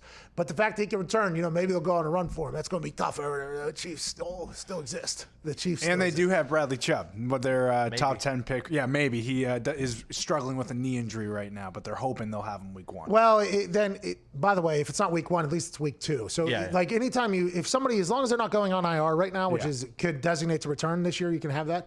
As long as they're not doing that, I think you think, okay, they're still playing. They are going to play. Maybe not week 1. Maybe it'll take a little bit. But to be honest, week 1, in the minds of most people in the NFL, don't really matter unless you're going for an undefeated season, which everybody's doing. Everybody's trying to go undefeated. I mean, there's only been one team that's ever been able to do it. My team could have potentially done it my rookie year, but we chose to lose game 15 and game 16 against the Jets and the Buffalo Bills, and then we lost to Drew Brees. But everybody knows that the first couple weeks, you're just trying to learn about your team. Everybody knows that. New England Patriots got blown out the first week whenever they won a Super Bowl the last time. Blown out by Alex Smith and the Chiefs, who Alex Smith was in MVP conversations at the point. So if a guy's a little bit injured and he's at like 75%, it's not like people are rushing him back for week 1. It's like, okay, we understand their football. But if you have a stud gone and he's another stud, maybe there is like, hey, we need to get off here. Let's go get to it, Paul. No preseason, too. So, I mean, it's going to be probably pretty sloppy. I'm worried about look for special teams to be problematic. Look for people not knowing they're on a punt team. Look for people not knowing they're on kickoff return. Look for like maybe too many people on the field at certain points, like when the defense, they have a field goal block team and it's 3rd and long or 4th and long and they're going for a field goal block as opposed to not trying to hit the kicker and just saying kind of giving up so you don't give up a fake. Like look for too many people to be on the field there because somebody will forget that they're not on the field goal block squad. They'll be like a D tackle, nose tackle, and then the person that's come in who's a good pusher or whatever and a good swiper and can get up and block. Look for the potential to be too many men on the field. I mean, there is special teams is a shit show in preseason. And now that's whenever you got 100-some people or 80 people on the team and you got people playing that aren't even supposed to be working at McDonald's and you know what I mean? Like people that probably wouldn't even get picked in backyard football potentially playing in there just because they had a couple good games or they had a good skill set or something like that. People just look for that to be potentially problematic. Tackling will be an issue for some people, I assume, because you haven't had a chance to really tackle. I believe last week, one of the teams, it might have been Navy. Yeah, they didn't tackle. They didn't tackle going into the game. They had not tackled anybody. So That is tough. Yeah. That is Big very part of the game. That is very, very tough to even get back into it. We'll talk to AJ Hawk in the next hour about what it would be like to not tackle anybody and then getting dropped right into the game. Even as a veteran, it's one of those things you have to like get back into, I think. Now, granted, I made like 20-some tackles, and they always came out of nowhere, and I was sore every single time, but I didn't have the greatest form. But those guys, like, I think tackling is a big deal. In preseason games, you see people miss tackles, you see things like that happen, and now that's the first couple weeks. Now, we haven't been at practice. We haven't seen how people have been treating practice. Have they been going full go to the ground tackling? I'd assume not, because if you hurt your own player, you could potentially get fired. But then also, if you're not doing that, then the first time anybody's tackling anybody is in a game that matters. It's like, oh, that's a tough battle. Hey, that is going to be a tough decision, I would assume, for some of these It's coaches. interesting because you always say, like, at least the first couple weeks in camp, the defense has an advantage because it's see ball, get ball. Yeah. But who is going to have the advantage week one if they weren't tackling, and then on the other side, it's see ball, get ball? But I'm referring in practice where there isn't tackling. Yeah, so all they have to do is act like they're in the area, and it's just see ball, get ball, and they're thudding them up and everything like that. When it's full tackle, oh, man, I'm pretty excited. We're going to learn a lot about teams this weekend. There's going to be a lot about how their quarantines went, how their offseason went, how everything went. This could be an exciting weekend. There's going to be a lot of penalties. There's going to be a lot of penalties. Okay, there's going to be a lot of – it's going to get ugly at some point, I assume. There's going to be a lot going on this weekend. There's music playing, I think. I believe there's music playing. Can't hear it. We have to get to a break because we got Aaron Rodgers. I think I'm there. It is. There it is. Oh. So I am going to have to wave that I hit the music every time. That's what I just learned. That adds something to the hosting job. Yeah. You know what I mean? Putting a little more on your plate. Well, I'm playing the music, okay? Because our guy Nick, who would normally do it, now has to be back next to Billy Tubes to clip in an efficient fashion. Yeah. Well, now he's next to Mitt, I guess. Oh, that's tough go back there. He's in a bad spot. Put earbuds in. But so I'm playing the music, okay, and the open. But Jay's in a corner back here. He doesn't know I'm playing them. So we're going to have to find, maybe I hit that's buzzer. a lot, though. I got to hit the thing. I could hold a mirror here. Oh, yeah. See, this is radio. This is what radio has done to us, buddy. Yeah. It's not as easy as it looks, kids. No, it's not. We are problematic. We got to get to a break. Aaron Rodgers will be joining us on the other side. Yes. Can't wait to chat with him. Can't wait to see how he looks, see how he feels. Yeah, Aaron Rodgers on the other side. Go to the bathroom, do what you got to do. This is the Pat McAfee Show, Wednesday, September 9th. First day back on Sirius XM. Mad Dog. Radio, Channel 82.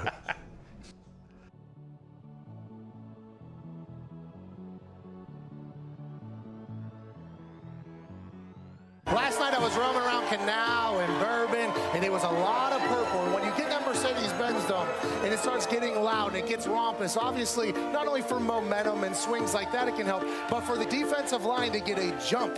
I think that is a big deal. A lot of freak athletes on the field, and kickers are a spectacle no matter what happens. Whenever you're in those high-pressure moments, you normally fall back on your fundamentals. You normally fall back on your technique. You try to take your brain out of it. Cade York hits a beautiful ball.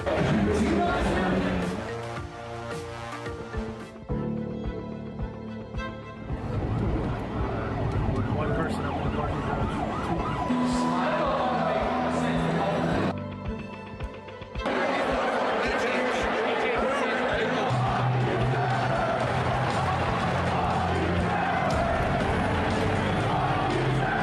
And think about him warming up right now. There's just three dudes in suits breaking down every single move he makes during his warm-up.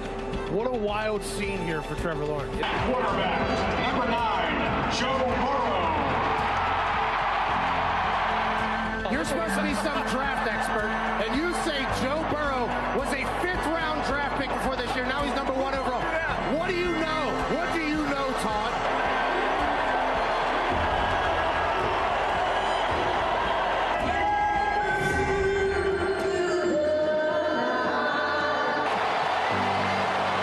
Tim, you are so handsome, it's ridiculous. What do you think has been happening in this first quarter? Why has Joe Burrow been stumped by this Clemson defense? I think Brent Venables is the best DC in the country, and it's honestly not a shock to me. He did this to Tua last year. Odell Beckham just stopped by. Odell's very excited. Odell's happy with the 52-yard attempt coming from the kid from Clemson. I've seen Odell make this with a spinning ball. And B.T. Potter puts it through from 52 in Odell's. Not in your face. It wasn't in your face. It wasn't in your face. You weren't looking at it.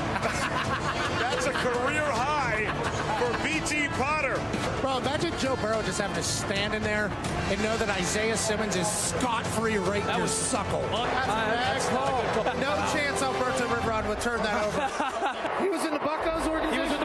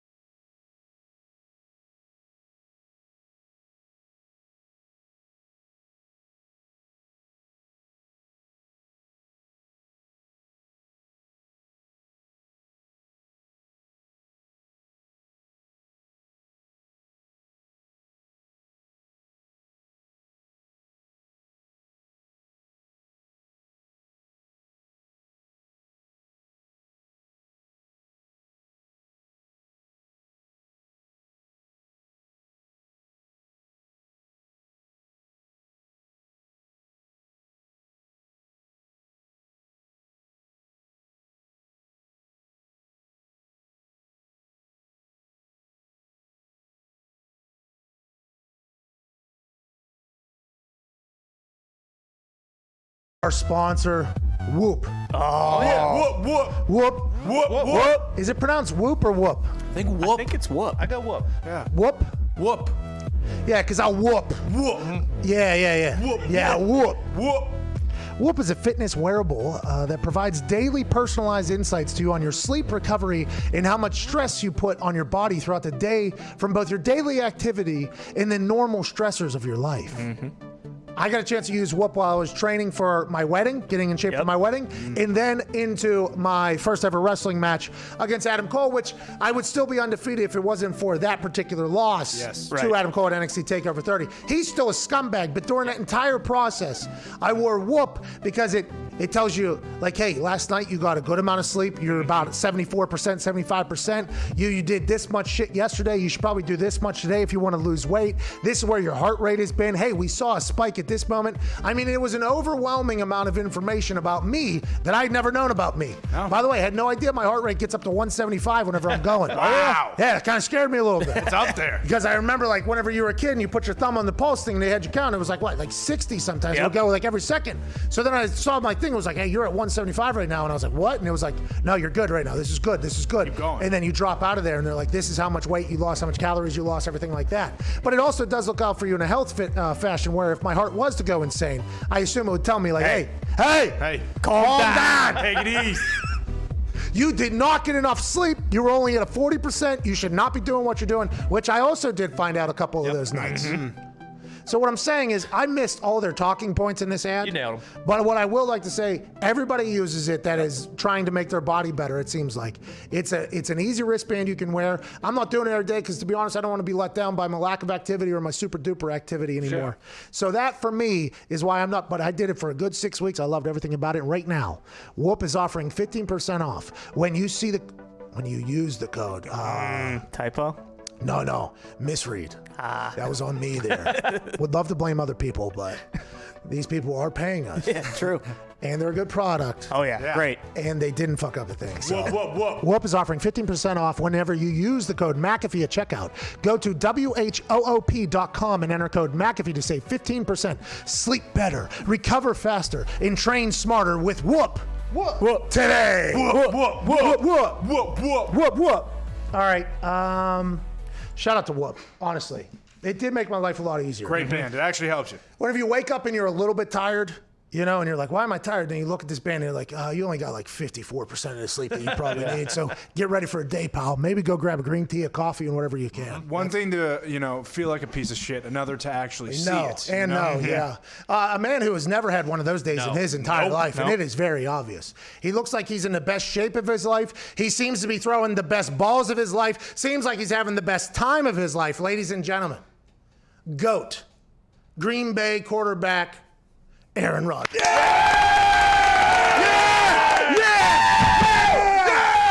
at you. Good to see you. I've missed you too, Pat. Aaron, it's great to see you, man. Thanks for coming on, bub. Great to see you and the boys. They're not in the shot right now, but I do have a lot of love for them, especially one of them, who's there he is. Let's go. He's wearing your face right now. 4 more years. Have you seen that one yet? Have you seen the 4 more years shirt yet? We love it. No, I haven't seen that.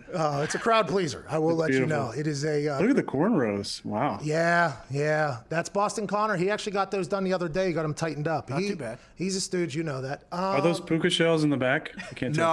I say the puka shells for October. No, that's the Cuban link on Z. What the hell's a puka shell? The shells, the white shells. The white shells you wear a necklace at the beach. Nah. Big in the early 2000s. No. I would say 90s, actually. 90s. Not 2000s. Yeah, that's. Was that on the anklets? You wore an anklet with one of those on? No, it's right here. It was like 1994 to 1998. How old were you? Pretty big. How old were I was 7. I was 7 in 94.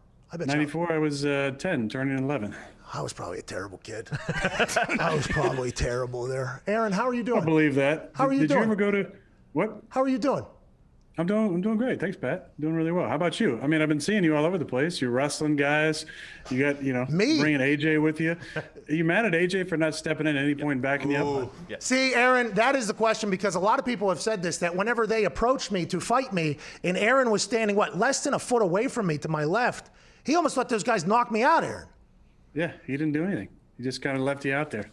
What's Was that that all the plan about? the whole time? Is that the plan the whole time? I brought him along because that jawline knocked somebody out. That's what you do. You bring AJ Hawk to fight for you, and then he didn't do Yeah, it. but he's got that baby peck though. When he, yeah. can't quite. Yeah, I think never grew back. I forgot about that. Yeah, Yeah. a little tight on this side. But a great at the VersaClimber, big VersaClimber guy. And cigars. He smokes more cigars than any human I've ever seen in my entire life. And he hasn't burned down his beautiful house yet. That's amazing. He said he's in an attic. I've seen the villa, though. I feel like he's in probably a pretty palatial estate over there. You haven't got the invite yet, huh? No, never the Kentucky Derby either. Thanks, man. Well, you're a Pittsburgh. You're a Pittsburgh guy, He's more of a Youngstown, Ohio guy, Yeah, Ohio is a different place, Aaron. It is a different place. Hey, well, you've been wrestling too. Tim Boyle, I'll come kick his ass. You want me to? I think I can handle myself. But if I need a tag team partner, you'd be on the top 10 or so list probably. Oh, that's very nice of you. It feels like you look like you're having a great time playing the football. You look like you're having a great, not that that's abnormal, but this is a weird time to be doing football. You look like you're having a great time. Suck it signs we've heard. Hey, oh yeah, suck it signs we've heard going out there. Nothing is sacred or secret anymore. Nope. You know Nothing. what I mean? Nothing. Like you throw one, you draw them off sides, you throw a bomb touchdown, you make one gesture. It may or may not have been, I'm not going to confirm tonight. But, and then there's just nothing's sacred anymore. What was the thing you saw in 2010 practice film? What was it? Because that was quite an answer you gave. I saw something in practice in 2010, and yeah, you've seen the next 2 days. What an answer by you. Just the entire world was like, well, what was it, Aaron? What did you see in 2010? Pat, I'm not going to tell you. Oh, Aaron! Show stinks. Come on. Not this time. Maybe down the line. Oh, can we announce that now? Segue. I'm giving you a softball segue right now. Ladies and gentlemen, an announcement is to be made by Aaron Rodgers, myself, and the incredibly handsome AJ Hawk, who is not currently with us, but he's over my shoulder sitting on a toilet on a painting. Every Tuesday this football season, joining us, Aaron Rodgers. What? Every Tuesday. Every Tuesday. What? Great segue, dude. As the kids say, facts. Yeah. Facts. Yeah. 100, dude. 100, bro. Because normally. I can't wait, Pat. I can't wait. My love for you and the boys, has grown ever since You came out and had an incredible showing in the Bahamas. Stole the show. You were the MVP off the golf course. Well, you were trash talking on the golf course, but for the most part, off the golf course. You got a beautiful belt. I love that. Still got it. Yep, you're damn right. Obviously, on draft night, I was watching your coverage. Thank you for that. That was not talked about when everybody talked about you watching the draft, by the way. Me and AJ were not exactly thrilled that we were not mentioned that entire thing. Not pumped about it. No, it was a no-brainer, though. And I've told people this before, and I'll tell you again, this is not a little five-finger discount. I think, you and the boys, you guys are like the future sports version of the Howard Stern show. Awesome. Oh. Wow. Did you know we debuted on Sirius today? So saying that is a massive deal. And Yeah. I assume there's listeners that are very pissed off that you just said that. But I want to let you know, in this room, hey, thank you. Thank you, Aaron. Hell yeah. Thank you, Aaron. Hey, look, I'm not worried about pissing people off, and I'm not apologizing for it. Oh, suck it sign. Suck it sign everywhere. The team this year, let's talk football. Yeah, let's talk the football. Okay. It's opening week. Opening week. You have to feel good. You have to feel good that football is even happening to begin with, because there's massive question marks everywhere. The way it's been handled has been insanely successful if the reports that we're reading is accurate. And now we're to it. I mean, it has to feel pretty good. It feels good to be here. I think it's strange, wannabe Midwesterner from Youngstown, Ohio, our center, Corey Lindsley, just actually mentioned, he said, can you believe it? There's a team that's traveling right now. Oh, You yeah. know, just to be in this position, that the Houston Texans are traveling to Kansas City. Just the thought of that, is, I think, strange for all of us. It doesn't feel like a normal training camp, but it's been so different and disjointed. And there'll be a game tomorrow night. I think, I think the numbers, if you look at them, very positive. I think we've had since everybody returned, like since training camp began, not counting the guys who tested positive coming into camp. We've had, I saw something, I don't know how many, it was 60,000 or 50,000 and zero positive tests. Yeah. Or and at one point we had like 6 guys in the COVID protocol. The one day that was a little crazy when all those guys tested positive. 77 people. And then all of them tested negative with the rapid test. So, I think the accountability the guys have been showing is working. I always think the best accountability is not forced accountability; it's optional accountability. Now, there's more on the line this year because, the season relies on guys making the right decisions, because we can't control who you're with when you leave the facility. Obviously, there's families and kids involved. So I give credit to our players.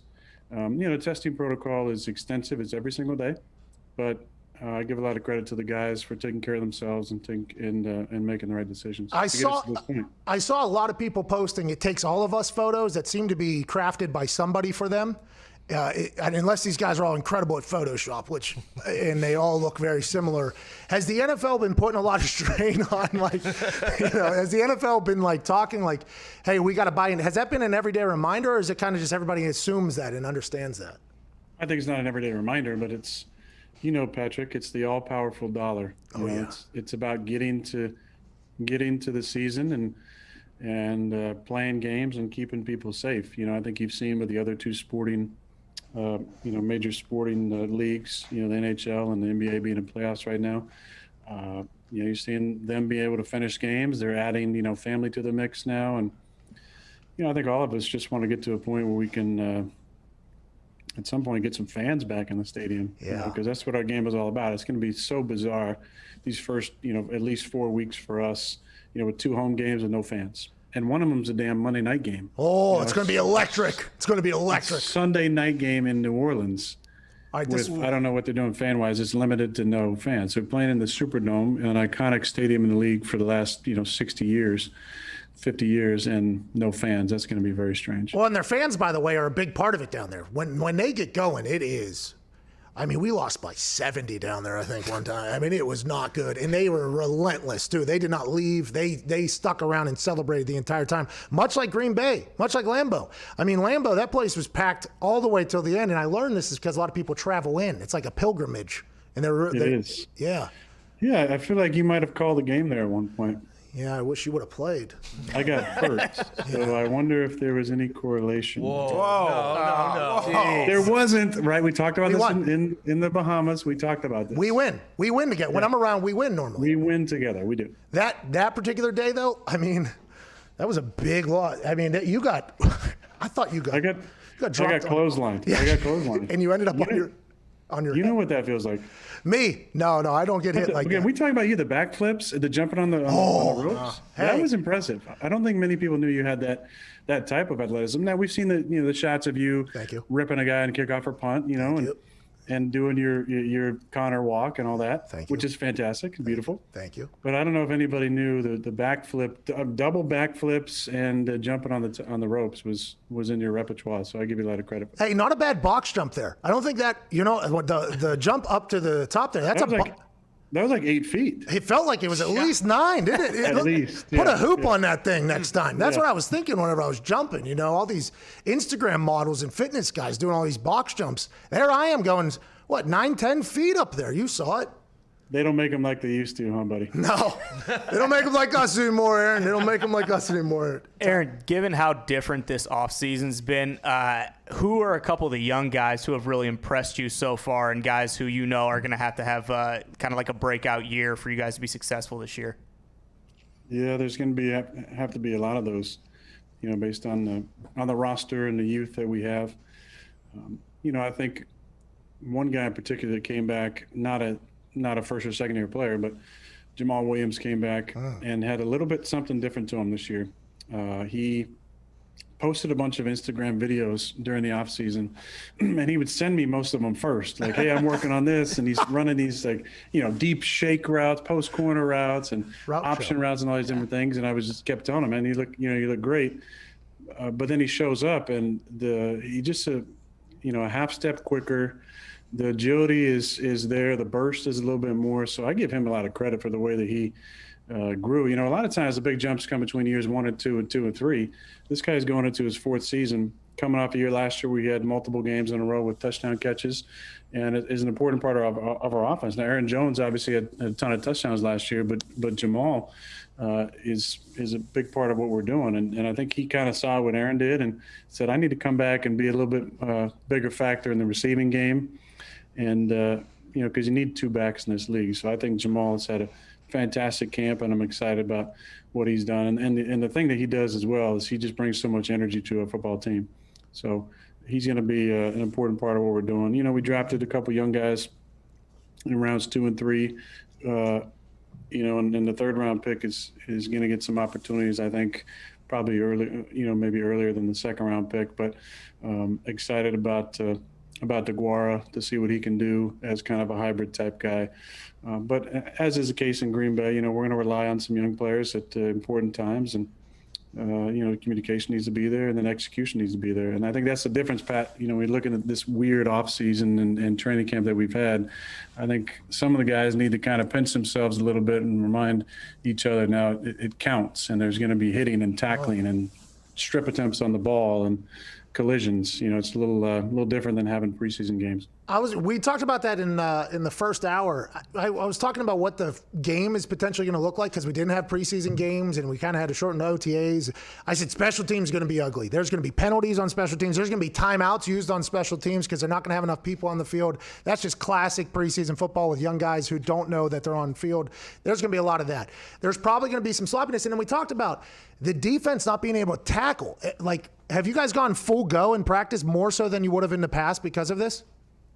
No, we don't really tackle in practice. I don't think anybody is, by the way.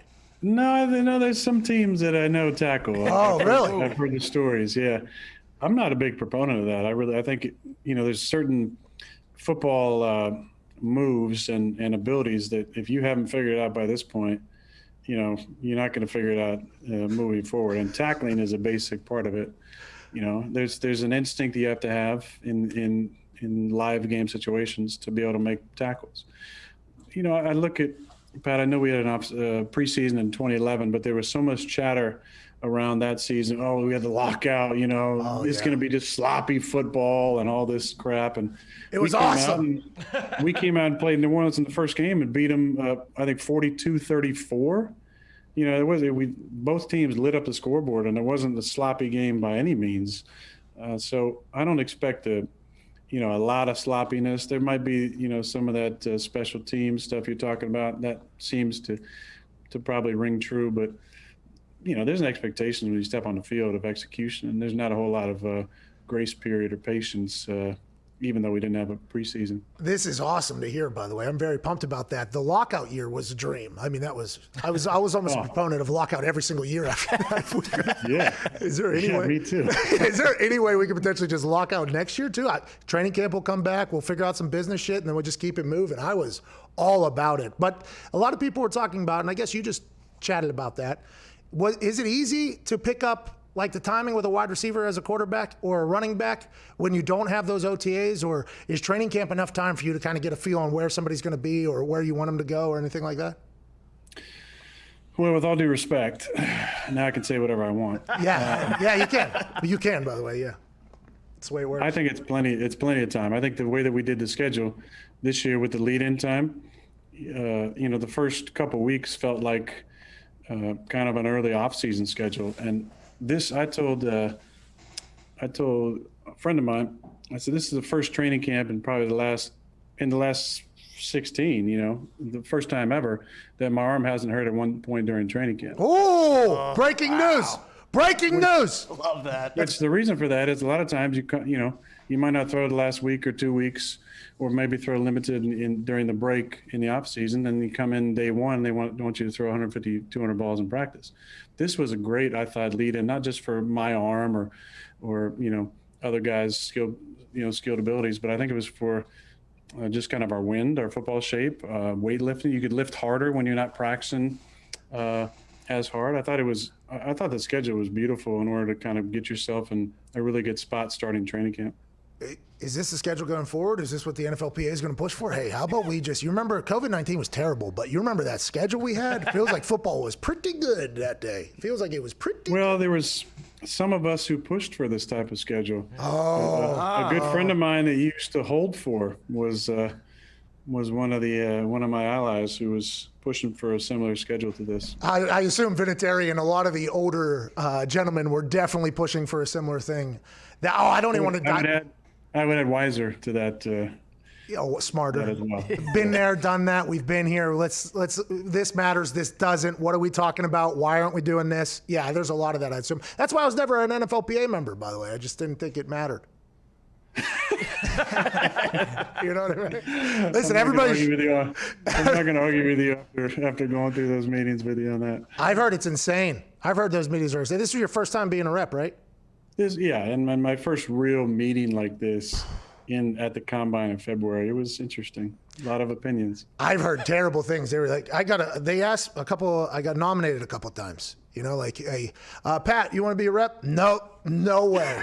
Not a chance. Not doing it. Diggs, what do you got? Aaron, 70 decibels of crowd noise in the stadium. Is that loud enough that you don't have to change how you talk in the huddle? And then, when you get to the line, how does it affect the audibles? And I know you're a big hard count guy. I mean, you do suck at signs in practice when you catch the defense offside. Yeah, so is that going to be easier during the season?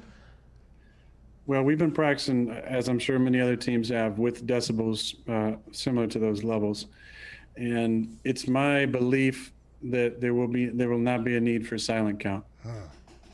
Even with some people, Indianapolis Colts have 2.5% of their capacity watching this. 2,500 fans are allowed in Lucas Oil Stadium. You don't think them plus the 70 decibels is going to be a problem, Aaron? You don't think so?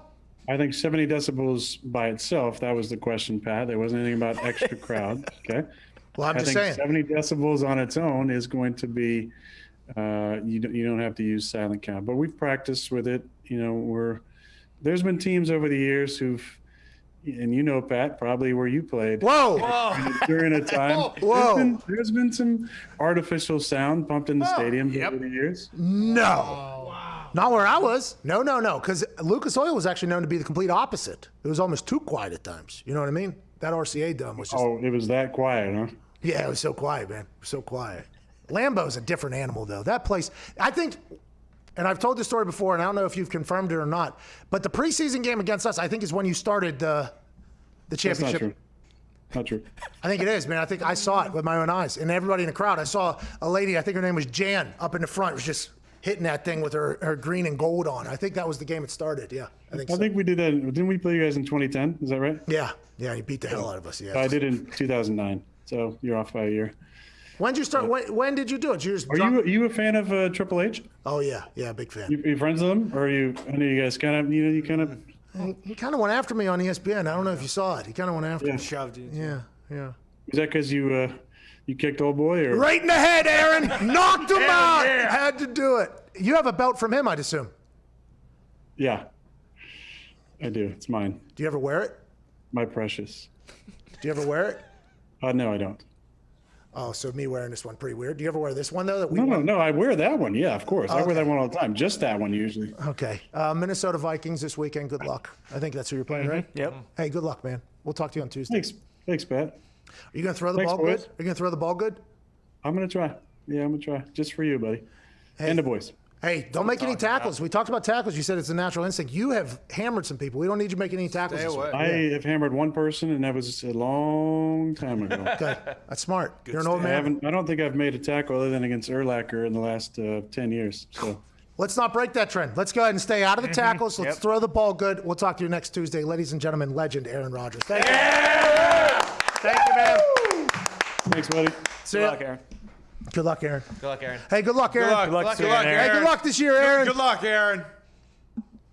I feel like it was a pretty good conversation. Oh, yeah. Why would he? Oh, because he's teasing it for next Tuesday. What he saw in practice 2010, because it's probably going to happen in a game. Yes, smart. See, so he's teasing it for us. It's all play. By the way, this belt is incredibly uncomfortable. Really? For those listening on Sirius, I actually put a championship belt on. I forgot that there's people that are only listening to the show as opposed to watching it now. And Aaron Rodgers and I won a championship belt together down in the Bahamas in a golf tournament against the NBA. No big deal. Met Scottie Pippen down there. Pippen ain't easy. That's for sure. But beating me in golf is also something that's tough. I'm undefeated in tournaments that are a championship belt is on the line for. Had Chris Paul down there as well. Had a nice run in with him. How's he? Chris Paul, I believe he was a very nice guy to us. He, much like I would assume the Sirius XM listeners were today, beginning, I think he had some question marks. I think he had some question marks because the way he was introduced to me is I was handed a microphone at the opening ceremony, and Ray Allen, I was a little bit, we had a good time there. We had a little bit there. And Ray Allen was there, and Aaron Rodgers said, I brought an MVP in, a secret weapon in. I didn't know I was speaking. I was literally standing in the crowd or whatever while they were addressing everybody. And this is sponsors. There's sponsors there. All the golfers are there. Pretty how do I say yuppie? Hoity-toity. Pretty hoity-toity crowd, okay? And I had jorts on. Obviously, it was a dress-up event. People looked very good. But he said, I brought a secret weapon this year. There's no way we lose. And he goes, Pat, why don't you come up here? And I'm like, oh, no, now's not the time. He's like, come on up here. I'm like, all right, here we go. I get the microphone. And the only thing I could think of was the day before or the day of we flew down there, Ray Allen was sitting first class right in the seat next to us. And there was a kid that asked for his autograph, but the kid didn't really have like a lot of confidence. So he said, will you sign this? And Ray Allen had his own headphones on. He had a pillow on. He was sleeping. He didn't even notice this kid, right? So this kid asked him and just keeps it moving. So the only thing I could think of is, all right, how do I set this tone here? I buried Ray Allen. I was like, oh, Ray Allen, saw you on the plane earlier today. You didn't talk to us or the little kid that asked for your autograph. So, and by the way, good pop from the entire place. Yeah. Okay, good pop from the entire place. So I was like, oh, so this is nice. And Aaron started asking me questions like, Pat, how you doing? You know, I'm like, oh, I'm feeling good, huh? And how are you as a golfer? I was like, well, I'm fucking terrible. Like, you know, so I loosened up the crowd a little bit. But Chris Paul, he was I think he was laughing, but then we had to play against each other. Ooh. And when we showed up, he was not exactly, I don't know if he was pumped that we were there. He was locked in. But then 2 holes in, he became a good time. Open it up a little and that was bit. when we saw Adam Thielen hit a 3-wood like 350 yards or something like that. It was insane. It was a great weekend. And we're still undefeated. Foxy got lost in a casino for 5 hours. It was awesome. It was a good time. That was a maze of a casino. That was not my fault. It was. Post Malone was in there playing in the VIP area. I mean, it was a wild time. What's his introduction, Chris Paul's introduction to you guys when Ty was doing 360s on the golf cart? Yeah, see, Ty was blacked out drunk at not that night. 11 a.m. though. And as soon as we got on the golf course, Ty has a golf cart. Obviously, I have a golf cart. And Ty is with Nick behind us, I believe, and Nick's my caddy in this thing. So we're making a mockery of this entire event, by the way. I mean, everybody is very dialed in. I have no shoes on. They had a delay, so what do? We went and hung out at the bar for 5 hours. Choice. We had no other choice than to sit in the bar, basically, because there was rain. We pull up to the first hole where the last one's there. The cameras are already ready. Ray Allen's ready to hit the ball. Who else? I forget who my partner was. But Thielen? No, Thielen was the day before. Scobie. But Scobie. Ty Schmidt comes flying around a bend, and there's just like 10 cars, right? Golf carts, because it's all the hosts, the camera people, everybody. They're going to interview us afterwards. Ty turns the thing sideways, hits the cart in front. I didn't hit a cart. I looked like an extra on the Mission Impossible set. But it was an incredible trick. It was a golf course, obviously, so it's very quiet. That thing echoed off of Ray Allen's forehead. I mean, it was. And it was wild. After that, Ty's like, Foxy, you got to drive from here on out. Let's go to Tony,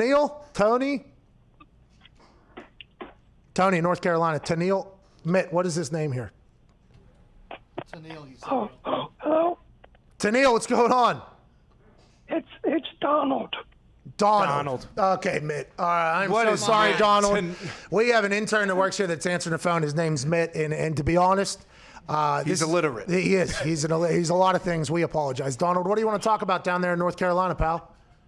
Well, for the record, I was born in Cleveland, so I'm representing the Browns. Okay. Well, this is a big year for the Browns. Is Baker Mayfield going to bounce back? You got a new GM, new coach. They weren't able to drink Bud Light in that town for, 8 weeks last year? Freddie Kitchens called a draw on 4th and 18. Now we got a new whole entire operation. Baker Mayfield says he's in better shape. Donald, you feeling proud about the Browns right now?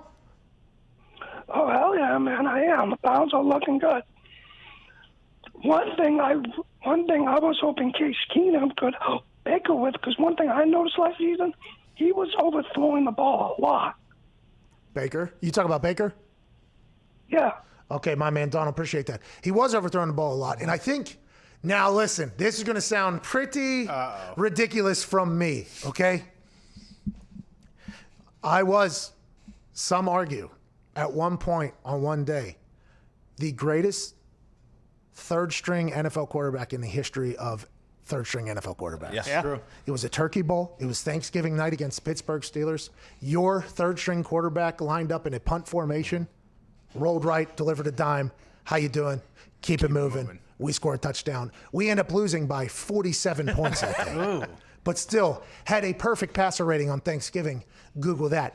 Whenever I look at Baker Mayfield throw a football, I feel like his elbow moves a lot, right? I feel like whenever you see people throw that are very accurate, I feel like they're very firm in you watch dart people throw, you watch a lot. I feel like his elbow moves a lot. Now, that is me just potentially taking some vitamins and attempting to break down how good people throw football so I can potentially mimic it, hopefully. But I feel like he moves a lot. Dwayne Haskins is another guy who moves a lot, but he throws a great ball. I feel like there is some technical stuff that you could probably work on, but then you think about Phillip Rivers, and he literally doesn't even move his elbow, and he delivers the ball. So it's all, I guess, situations are situational, I guess. You know what I mean? Baker's got a little Napoleon in him. So he just wants to prove all the time that he can throw the football far, so he overthrows everybody. Speaking of quarterback, I mean, that's unbelievable that you have to do that. We are a pro Baker Mayfield show. This is some people's first time listening to us, and it's going to sound like we are not a pro Baker Mayfield show. We are a pro Baker Mayfield. Science. There's a couple Pittsburgh people yelling in the back about hating them. I mean, that's not our show. That's not us. Can't do it. Speaking of quarterbacks, Leonard Fournette, who was cut by the Jacksonville Jaguars in the Jacksonville Jaguars Every Good Player Must Go sale that they have been doing for the last year or so. He signs with the Tampa Bay Buccaneers for $2.5 million or something like that. $2.5 million. Still able to collect on his $4.2 million guaranteed last year or this year from the Jacksonville Jaguars. So, or 5.2. So he's making 7.5, whatever. You get it. Making $7 million. It was released into the public that the New England Patriots were interested in Leonard Fournette. It has since come out that was a rumor leaked by Leonard Fournette's team to make other teams be more interested because the Patriots can't do what they did with Cam Newton with Leonard Fournette. We all regret that decision. And if that was the case, Leonard Fournette's team deserves a round of applause for being big-brained business motherfuckers down there. Yeah. That's a good move. That's some Kardashian stuff. That is, by the way, rest in peace. Keeping up with the Kardashians. Yeah. Hell of a run. I mean, hell of a run. Changed the way humans look, that show. Yeah. Like, legit changed the way humans want to look. But Leonard Fournette signs with the Tampa Bay Buccaneers, which is a team that is loaded. They got 17 tight ends that are all good. Top of the list being Gronk, who's a game changer if he's playing anything like he used to play and if he's healthy. They got Mike Evans, Godwin. They got a running back core. They got A.Q. Shipley on the offensive line. Oh, yeah. They got a young defense that's going into a second year in a system. I mean, there's a lot that can be really good down there. That team on paper, loaded. That's why the ESPN simulation that does strictly on paper have them winning the NFC South alongside the Saints and making a playoff run. And that's why a lot of us think they're going to be damn good because Bruce Arians, head coach, is incredible. Leonard Fournette, though, gets signed to the Tampa Bay Buccaneers. Bruce Arians says Rojo's still our starter, but Leonard Fournette will get in. So he's a backup running back for the Tampa Bay Buccaneers. He accounted for 31% of the offense last year for the Jacksonville Jaguars. He's on the upswing after deciding to go out to Wyoming, cut some people out of his life, lose some weight, refocus on football, had his best season. Jacksonville Jaguars cut him, obviously, because he does that. He ends up on Tampa Bay. And he says that he finally has a quarterback. And I found that as a hilarious line. I'm like, okay, he's talking about he's talking up Tom Brady here, finally. But then if you look into that deeper, like negative people would, and be like, oh, this is a shot. This is a shot at every other quarterback he's ever had, going back to even college. And I was like, oh, that's kind of I wonder if people are misinterpreting that. And then you look at the list of quarterbacks that this dude has had throughout his career. It's amazing that he's where he's at. And it's probably why he is where he's at, by the way, because these dudes stunk. And they just got to give him the ball at all times. Fournette's quarterbacks in college. Anthony Jennings, you know him. Oh, yeah. Don't Of course. You? Oh, yeah. You know Anthony Jennings. AJ, yeah. Yeah. You know Brandon Harris? Yeah. Oh, stud. And then you do know this person, but he's not playing football anymore. Danny Etling. He was so good at QB, they moved him to wide receiver. So there we go. That's what we're talking about. And in the NFL, he had Blake Bortles. Okay, the boat, the best of all time. 145 on the Steelers. Okay, yeah, but everybody would know that his elbow potentially moves a little bit too. Those balls are flying wherever, but great quarterback, good guy. Cody Kessler, everybody's favorite. USC, great. Gardner Minshew, a little bit of a shot there at the Minshew, but I think Minshew would even say, yeah, it's Tom Brady. You got to do what you got to do. And Big Richard Nick Foles, who is now backing up Mitchell Trubisky somehow in Chicago. That is a very interesting list of quarterbacks, and I agree with him completely. Now you got a guy. And what's he going to do with that guy? Probably get a lot of checkdowns, I'd assume, because Tom Brady's going to be very smart with the ball. Defense is going to have to be opened up because if you get Gronk down the seam, get O.J. Howard down the seam, get Mike Evans going long, and Bruce Arians dials up those types of plays, there's going to be a lot of room for checkdown. Leonard Fournette's good out of the backfield. He's also good whenever he's in an I formation. I think this is going to be a resurgent for Leonard Fournette, maybe his best year yet. And I don't know what's going to happen. They're going to have to pay him, and he's just going to add the ever-expanding litter of free agent running backs next offseason, which are going to hope to get paid. With all due respect, and I do mean with all due respect Doesn't sound like it. to Ronald Jones, Leonard Fournette's he's gonna get the bulk of the carries. Tony. You disagree? Oh, I completely agree. But Tony, Ronald Jones. You're give him a saying that Bruce chance. Arians is lying? I had to put the belt back, by the way. It's getting too heavy. Heavy is the waist that wears the belt. You know what I mean? That's true. what they always say. They always say that. Bruce Arians is lying, you're saying? Yeah. That's unbelievable. I don't think so. Let's go to Sam in Iowa. Shout out to Iowa. Here we go, dude. What's going on, Sam? Hey, what's up, guys? How are you? Hey, not too bad. How are you over there? Hey. Hey, it's a rainy day here in Iowa, but hey, just rain makes Whiskey. Corn makes whiskey. Yeah, whiskey makes my baby feel frisky. So that's what's going on right now. You're welcome. Yeah. You're welcome for the Having rain. a good time. Appreciate this. Love your show and everything. Congrats on the Sirius XM. Thanks. Great interview with the GOAT, Aaron Rodgers. Thank you. Do you think? Hey, hold on, Sam. Hold on, Sam. Do you think it's bullshit that he didn't tell us what he saw in practice film in 2010, and is kind of stringing us along with that whole thing? Yeah, I mean, I don't know. He's No probably, more, you know, like you said, wait for Tuesday. Oh, when you said yeah, I'm you're good. excited for that as well. Okay. Yeah, thanks, Sam. All right, what else you want to talk about, brother? Yes, Big Ten football. Questionable start time right now. Just came out. Michigan State possibly not playing. If they play in the spring, how will that affect like a championship game? Will it just be like a Big Ten football championship? Sam, it's going to be a bunch of scrimmages. It's going to be a bunch of exhibitions, and your seniors aren't even going to be playing. Like the good players aren't even going to be playing because the fall season the next year, if it's back, is going to be much more spectacular, much more grand. All eyes are going to be on it. I think it's going to be. I don't know how that works, Sam. And I know Iowa has been voting for the football season since the beginning. Nebraska has been voting for the football season since the beginning, and Ohio State got on the second round of voting for football to begin in the fall. But the more and more we hear from all the different people who have different sources, everybody has a different source. You're talking about General Bob Carpenter, former Ohio State great, Dallas Cowboy for a bit. Now he hosts a morning show in Columbus, and also he's on ESPN. He's a contributor on ESPN. He has been leading the charge of a mob of angry parents of student athletes that want to play this fall in their football teams, players, coaches, and even some athletic directors, and he's been leading the charge on the internet. He's been giving out phone numbers to presidents. He's been giving out fucking emails. He's been giving out addresses. Go march here, picket here. He's redlining statements. I mean, he's been going hard about how since the rapid testing has been supplied by the government, allegedly, there is no reason for the presidents to now vote down a football season while some of those campuses still have students on them. It makes no sense. You're getting rid of something you don't have to get rid of. But from General Bob Carpenter to Dan Patrick to a guy named Sir Yacht, who made a name for himself on Twitter, which is probably a troll account now that we think about it. But Dan Patrick, they all have either the same source or that source is telling them different things, because throughout this entire process, their sources have either been so low on the totem pole. The only information that's been getting out has been information saying that there is a chance for a fall season. There is a chance for a fall season. They're revoting. They're recalculating. They're doing this. They're adding this. But then it always sounds, at the end of the day, there's just one statement that comes out that's like, nah, we're not even thinking about rechanging Big Ten and Pac-12 football. I don't want to sound like a negative Ned here, okay, because I'm not that. I was very optimistic. I was even hoping that the Big Ten schools that were going to want to play, they could potentially get poached from the SEC or the ACC for one season and just say, hey, let's go ahead and make a super conference at one point. I was proponent, but it feels like the Big Ten's dead for this fall. It does feel like that. Yeah, for sure. And I believe the general told us that he thought the drop dead date was this Friday. So if they don't make a decision to play in the fall by this Friday, that it's not going to happen in the fall. But to your point,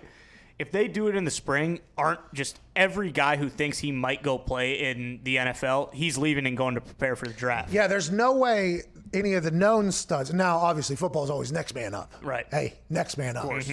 So what? Now what? Next man up. That's what football is.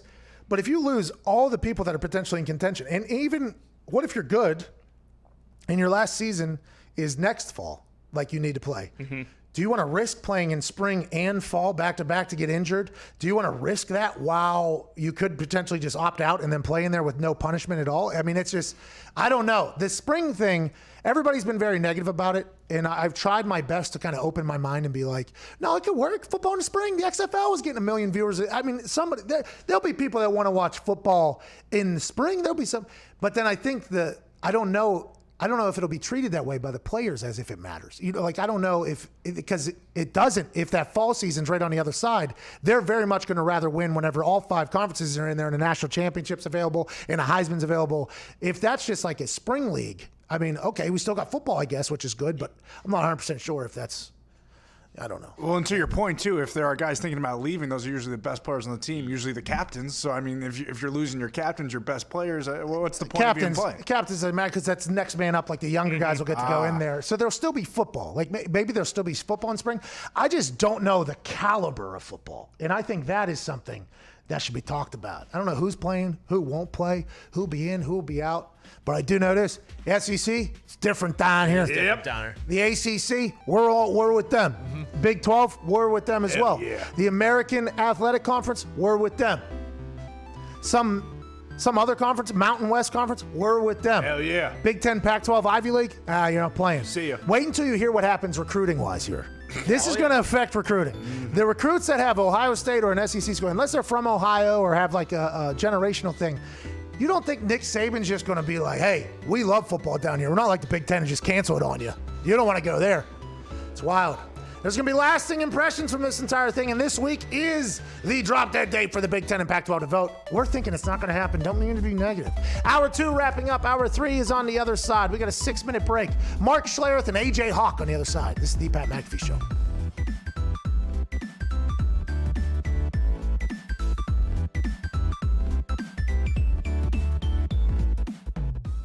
was just checking your availability. If you're in Indianapolis now, did you get to Buffalo? Yeah, I got a plane that's supposed to take me down to game day anyways, so I could definitely have it go to Buffalo first. How long is the flight from Indy to Buffalo? You can find us a plane for like 4 o'clock. I think that'll be perfect. The best we can do is depart around 5:30. Okay, do we have any other, can you find any other planes that could get us out of here earlier than that? I was just asked if I could appear in Buffalo within the next 4 hours to basically do the show on Fox tonight. Okay, I'll call you back. You know what I'm asking for? Yeah. All right, so he's gonna call Jim Irsay and see if I can just use Jim's jet. He's calling me back shortly, but just start packing. Hey. You're the absolute best. Does this sound like a potential yes, you're saying? He's the fucking best. I would be so thankful. Hey, this is really cool. I don't know how many billionaires would do this for people that have worked for them in the past. This is awesome, and I can't thank you guys enough. Can I take a kendo stick to his back? We'll talk about it when you get here. All right, I appreciate you, man. Hey, let's break the fucking internet tonight. What a hilarious life. We are live on Fox in 6 hours and 35 minutes. 3 hours of sleep, no clue what the storylines are. Just fucking let the nuts swing, bro. Let's just go out there and have a good time. Plane company. I know. Here we go, boys. All right. Fox SmackDown tonight. This is going to be a night we're going to look back on and remember. And then we're going to hop on a plane and head to Memphis for College Game Day.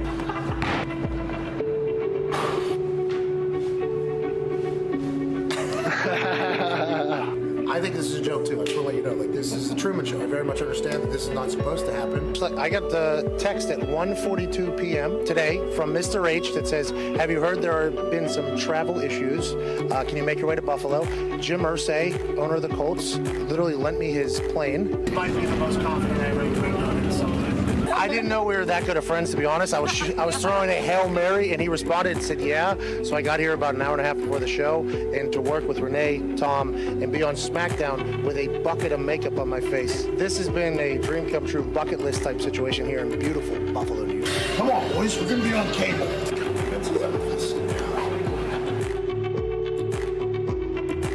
By Pat McAfee, replacing our guest commentator Aiden English. No sleeves in, George. Good to see you. It feels good here in Buffalo. I got a text from the game, a cerebral WWE official. He said, hey, you might have heard about the travel issues. Can you make it to Buffalo? I said, absolutely. What a magical evening it is, November 1st, 2019. I mean, let's be honest. The Marine was a heater. You know what I mean? I mean, he's a great actor. He was great on The Real World. He was great on all of that. Oh. Tegan, no! That's how they do it in NXT, baby. Almost took me out holding another grown lady in the air. November 1st, 2019, greatest SmackDown in the history of SmackDown. Pat, you joining us? It might absolutely be correct the way things have gone here tonight.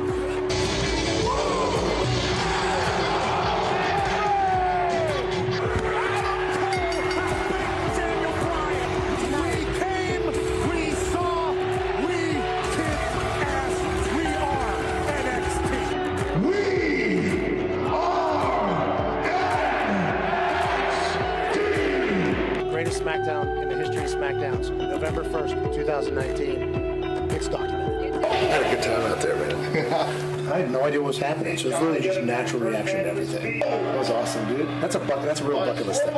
Game day bucket list. This is like complete bucket list. 2 in 1 week. Oh yeah. With a horseshoe shoved up my ass and a horseshoe owner lending us a plane. Are you kidding me, dude?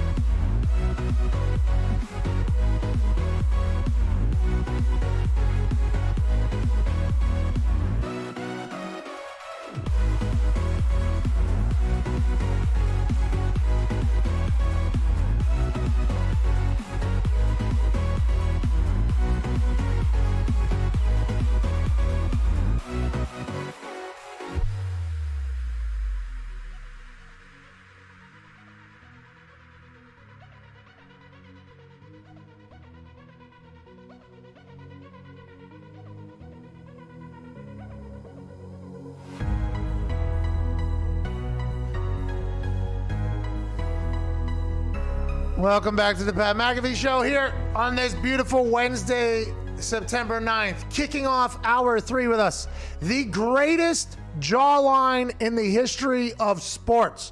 We're talking about a man who is a Super Bowl champion. And on his license plate, it says, Ohio State legend, Mr. A.J. Hawk.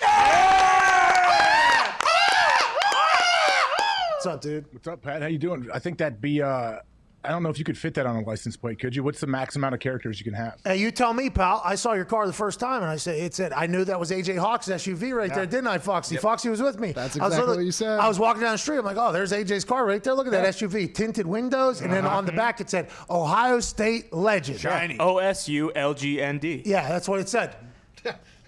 Hey, you got me. You got me red-handed, I guess. That's what I'm driving around in. I tint the windows. It was a dealer car at the time, too. I remember when I saw you. Whoa. So it's always a good thing when someone lends you a car for 2 months. Hey, I'm going to tint the windows, maybe put some rims on, really change this thing up for you. Do you have a car deal? Whoa. Jeez, Whoa, AJ. You fly everywhere. What a stud, dude.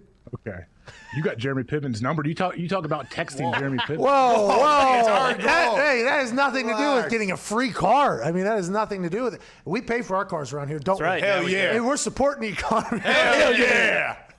Man, it's been a wild day today, AJ. Did you get a chance to listen to me and Aaron talk at all? The way he was chatting about his arm not hurting for the first time in training camp in a long time, like 10 years, he said. He seems like he's super fresh and loves the way this whole thing's going. Did you expect that?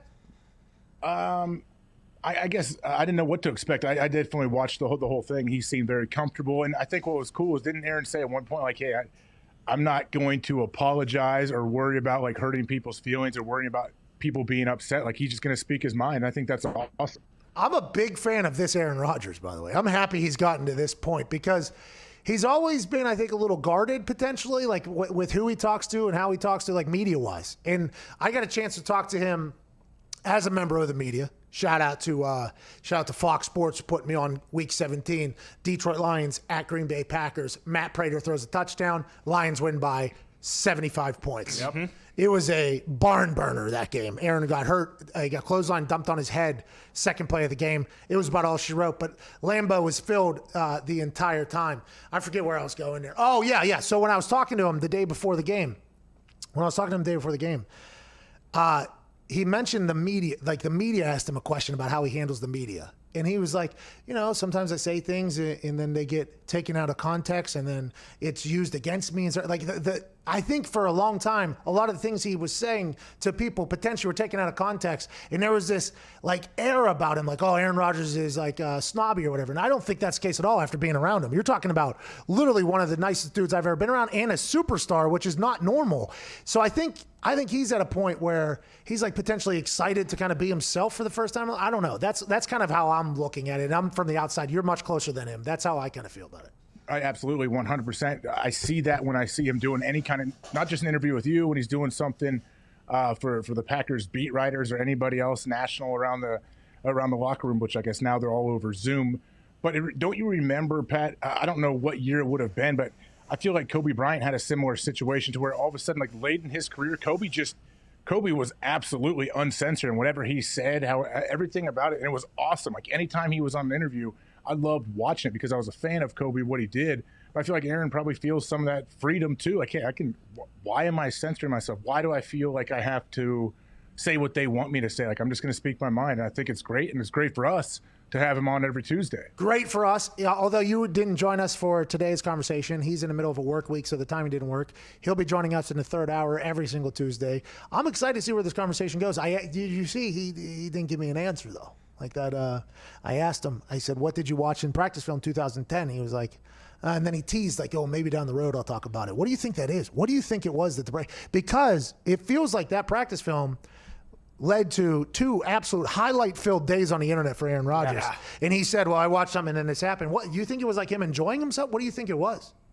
I don't know. Like, I would imagine it was maybe some small technical thing with his footwork or how he stands, like how he gets out if he's under center, like how he takes his first step, something little like that none of us would ever notice, but he can watch something from 2010 and say, all right, I need to do this again. If I was to ever go in shotgun down there, I'd do Peyton's. You know what I mean? Mm-hmm. The slow saddle hop on. You know what I mean? Like hop on the saddle. That's the one I would do. Or the old school Steve Young sprint straight backwards. Run You know what I around. mean? At the ball high. That's what I would do. What if that's what he saw? He's like, oh.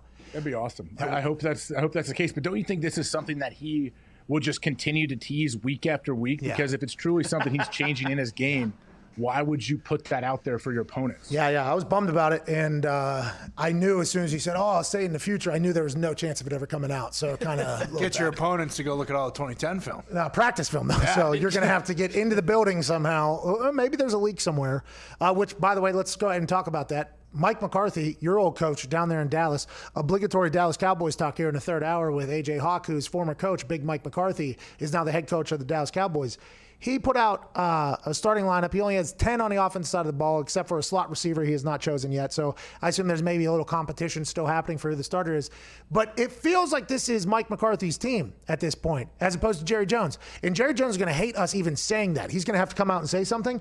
But it does feel like there's a big difference between the way things are going with Mike McCarthy as opposed to it was with clap on. Lose game, clap on, lose game, win some too. That's what they did just forever, just 8-8, whatever you got to do. I feel like it's a little bit of a different feel down there with old Mike. Yeah, it seems like it's a very different feel. And I would imagine Jerry had a feeling that it was going to be like this. Don't you think he wanted this guy? Like, there's a reason he and Big Mike hit it off from day one when Mike flew down there for the interview and they got to hang out. I think they were bonging beers. I think that's what it sounded like at the press conference. They were bonging beers. Were they crunched for time and they just had to bong him to get him down as fast as they could because Big Mike had to fly back? Well, he did not. But if you saw him at that press conference the next day, I'd say he did maybe 6 to 10 of them. Yeah, things. at least. And Jerry, too. Hey, Jerry's a warrior, obviously. He can power through a lot of things. Here in Indianapolis, he uses his bus to bounce around from a bar a half a block away. During the combine, he gets after it. AJ, you want to take a call? Yeah, let's do it. All right, let's go to Aaron in Ohio. Whoa. Come on, guys. How you doing? Hey, not too shabby, Aaron. What part of Ohio are you in? Toledo. Where's that at, AJ? Where's Toledo? Up north. Toledo. Northwest Ohio. Okay, up yonder. Top left Ohio. Okay. Well, Rocket Man, they're the Rockets, right? Yeah. Okay. Yeah. All right. Thank you. Shout out Toledo. Dude. So anyway, how do you Holy feel about Toledo. Big Ben making his debut on Monday Night Primetime TV? And the first time that he gets sacked, does everybody, Steeler Nation and fantasy owner, hold their breath, make sure he ain't hurt? He just came out and said that he'll be shaking like a leaf back there. I don't know if that's out of excitement or out of worry about potentially getting hurt. Diggs, you're a diehard Steelers fan. What do you? Well, all that meant to me is you don't shake like a leaf in nervousness or excitement if you don't care about something. And all that's telling me is the 7 is all in on this season. Well, he's all in. He's given up a lot of things that he loved doing in the past. He told that during his testimony. AJ, the fact that nobody's gotten really hit in training camp, I talked to Aaron. Aaron was like, a lot of those things, if you get here, you kind of got it or you don't. Is that how a defensive player thinks too? Like, if I can tackle last year, I can tackle this year? Absolutely. Now, it's a little different for rookies when they don't have any preseason games to try to figure it out. But quarterbacks never get hit. Like, if your quarterback's ever getting hit in training camp, you need to cut that player and you need to fire his position coach. Stay off the fucking quarterback! Yeah, exactly right. So the quarterbacks have to get used to it. And I think, Diggs, you're right. When you hear that he said he's going to be shaking like a leaf, whether that's just anxious, he can't wait to get back out there, he's so excited, he's so grateful, or hopefully he is a little bit nervous, it's true. It means, hey, I love this. Like, this really means something to me. My little 7-year-old was asking me, he was kind of nervous before his baseball game a little while back, and I'm like, yeah, it's good that you're nervous, man. It means you care. Like, if you didn't care, you just be like, oh, whatever, let's just go ho-hum, see what happens. But no, when you actually care about something, you can get a bit anxious and nervous sometimes. Hey, Dad of the Year? Hey, AJ. I think so. Dad of the Year. He hit a home AJ. run. All right. Yeah, How did he play? Did they win? Did he do well? I have no recollection of how the game went. Oh, terrible, Dad. You're drunk at the game? That's a scumbag. Jesus. Yeah, I drank 14 beers while I was driving there. You and the general, huh? That is real, though. That's the you and General Bob Carpenter getting after it out there for your kid. It's been the new saying is like, I forget what coach made it popular. He had to have said it whenever he was being recorded. So you always got to take that with a grain of salt too, on if that's really how they are all the time. But somebody said like you earned this pressure. Like that's how people have been reframing pressure or nerves whenever you're like you earn this pressure. Like I think it was for national championship is when it started. I think players started saying it, and it was an interesting way to frame pressure. It's like you earn that position to be in the national championship game, which by the way is going to bring alongside it like millions and millions of eyeballs and dollars potentially to your pocket. So there is a lot of potential pent-up nerves that can be inside of you. And the way people are framing it now is like, you've earned this. And I think Ben Roethlisberger has earned this. That guy went through an entire rehab. They documented the whole thing. He got Tommy on. He told his wife, I guess, I'm not done. I mean, he's earned this right to come back and enjoy it. And I think as long as his elbow doesn't just pop off like a chicken wing there day one, which I guess is possible, could happen to anybody, I think Ben Roethlisberger can play really good football, which he always does. It's always the shit off the field that is always like, well, he does throw his wide receivers under the bus on a local radio show every single week. Him and Aaron, first time in a long time, neither of them have pain in their arm. So big years for both of them. He said he's in the best shape he's ever been in. He said he didn't normally work out during the offseason. Yeah, he golfed this offseason, so he's in better shape. He's off. Yeah, I love Ben. Wait, Ben said that? Yeah, Ben. And he unblocked everybody, which is good. He unblocked me. Has there ever been an athlete that goes into a season, whether it's football, basketball, baseball, or this happens with fighters a lot too, or let's just say an actor promoting a movie where this is the greatest movie I've ever been a part of. The director's amazing. Whether you're a fighter, say, oh, it's my best training camp I've had. I'm amazing. I feel great. If you're a football player, oh, I changed my workout regimen up this year. You always hear that, but I've never heard someone say, yeah, I really half-assed this whole offseason. I'm going to probably tear my hamstring here on the conditioning test. But, hey, let's go give it a shot, guys, huh? Hey, Aaron. You don't hear that ever. Aaron, how you feeling? Well, to be honest, every year for the last decade, I've had incredible pain in my arm. And nobody really knew that. And this year, it's even worse. So what if that was his answer? That would have been awesome. Been good. That would have been. Would the line have changed for the Packers? NFC North? Aaron's arm's hurting. Did you hear that? Oh, shit. Ben Roethlisberger stopped doing whatever. Oh, my God. Should we change it? Is this what do we need to do? If that was how they operated, that would be hysterical. I don't know if you saw me to do that, Pat. Don't you think some starting quarterbacks should maybe do that and troll people every once in a while and see if you could change the lines? I bet you that probably has happened, I'd assume, where quarterbacks just get sick of shit and they're just like, Patriots, Tom Brady was on the injury report every single week. Every single week, questionable. He had that was like the Patriots thing. It was like shoulder, elbow, hand, back. Yeah. Oh, his hips. Knee. Both of his hips are.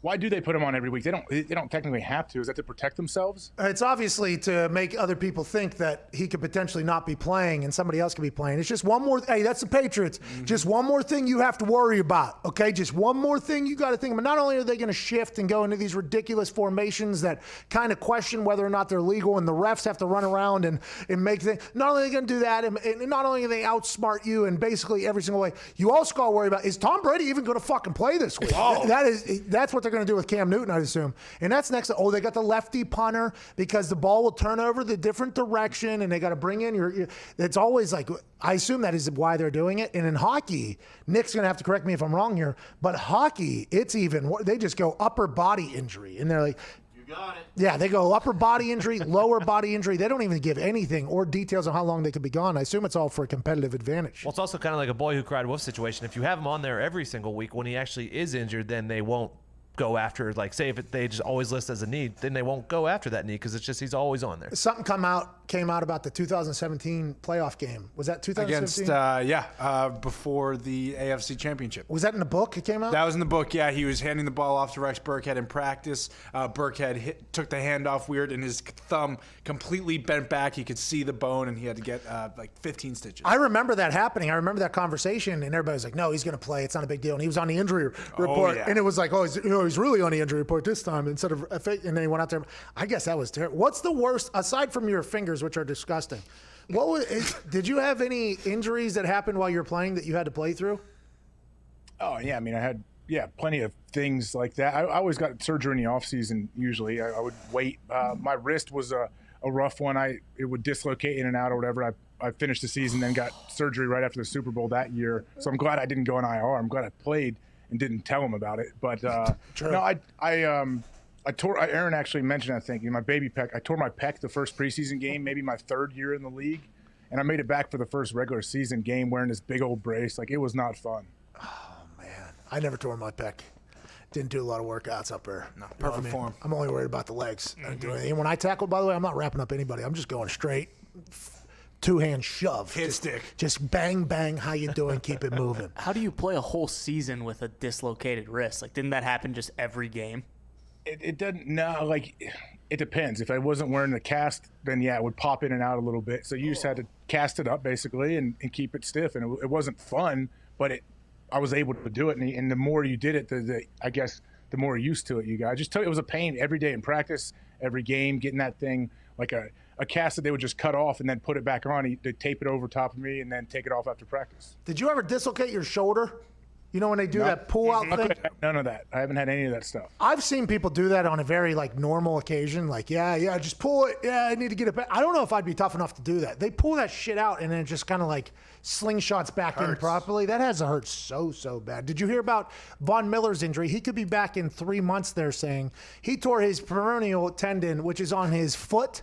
It connects from his ankle to his pinky toe. There's 2 of them. One goes ankle, pinky toe. One goes down the middle of the foot. It stabilizes your foot and your ankle. I guess that tore on the last play of practice. It says it's in shells, which I wondered if they were in shoulder pads. They were not. They were in skeleton, which was their shells, I guess, is just in skeleton. So he's not even in pads. Probably a walkthrough.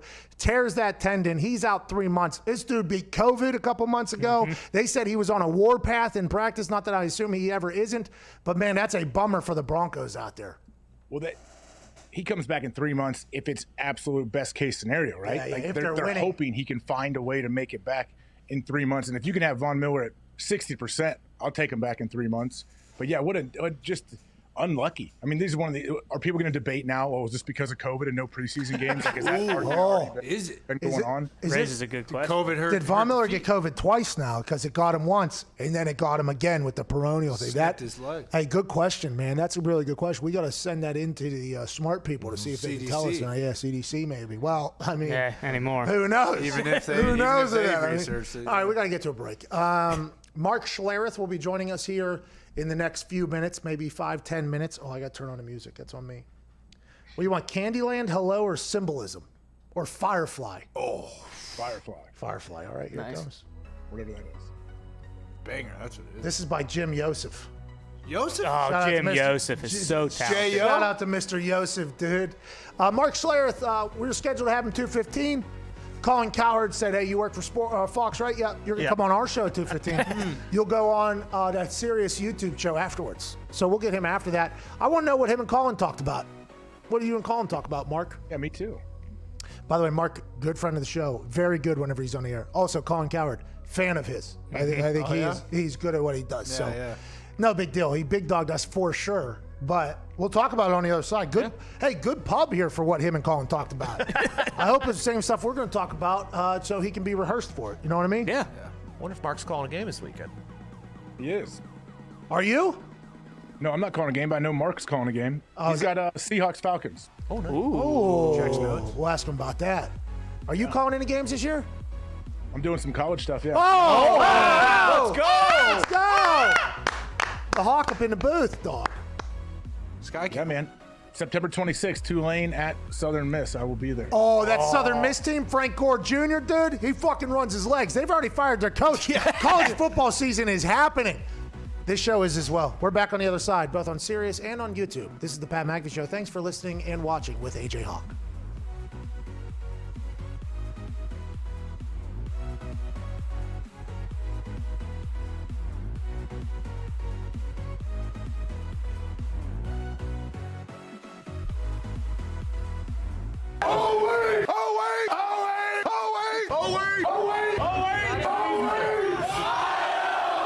There's a grown man with face paint on. So you're Big Nut. I am, and you're Little Nut. Well, I've had a few of those in my life. Hey, I'll tell you what, Big Nut. I hope to find you one day on my wedding night.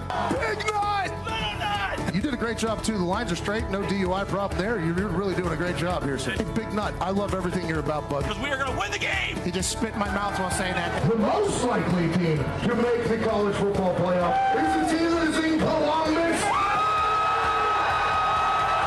He said khakis are way too close to that team from up north. If you don't put black pants on right now, you're going to get booed out of Columbus. So I went with the black. Makes me look thin. And whenever I say 2 letters, the place goes crazy. Oh, wait! Ladies and gentlemen, Eddie George.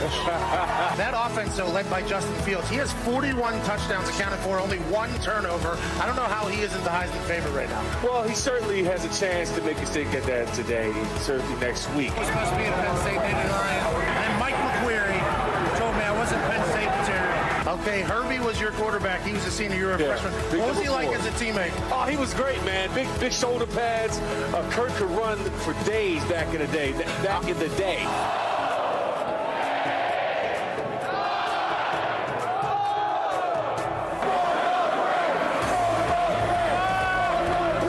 have a guy that can break every single bone in my body. Steve Bay, how you doing, boss man? They're down 6-1. She wants to flex on the gram. He says, lady, we are getting slaughtered by the Pittsburgh Penguins. No.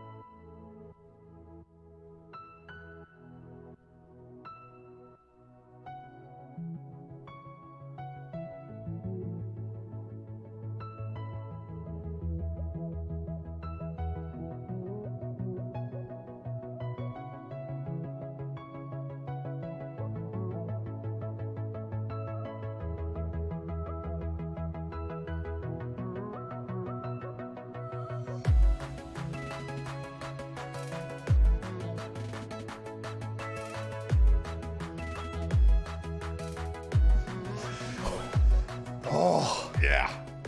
Dumbest show of all time. Welcome back. McAfee and Hawk. I am the first name McAfee. Right to my left is AJ Hawk. If you're watching, if you're listening, let's let the beat drop.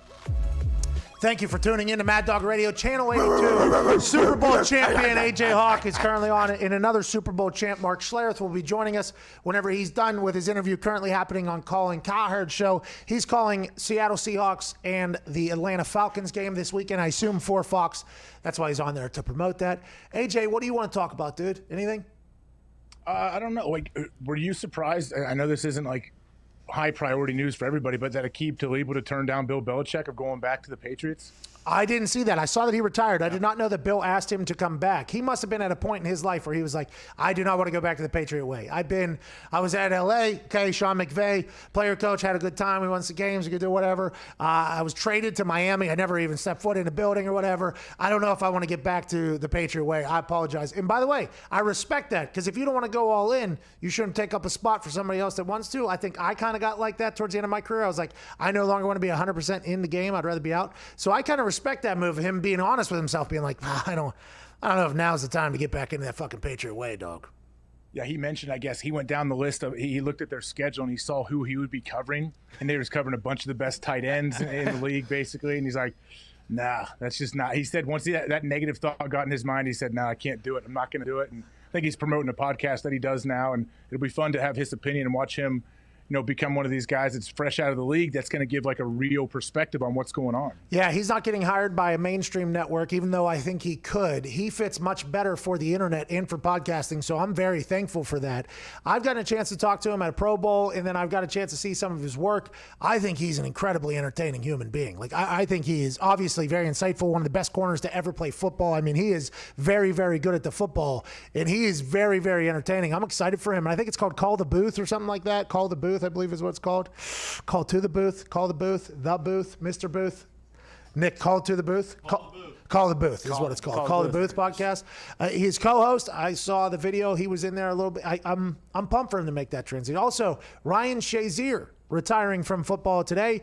You know of Ryan Shazier because he was a superstar at Ohio State, ran like a 4.140 or something like that at 250 pounds, much like A.J. Hawk used to play, very similar styles. He goes to the Pittsburgh Steelers, starts to dominate for them, and then against the Cincinnati Bengals, has a hit where he ends up paralyzed for a time being, waist down. He got carted off the field, obviously, and his rehab has been nothing short of inspirational and amazing. They told him he wouldn't be able to walk again. Guy's walking again. He had plans of playing back in football again.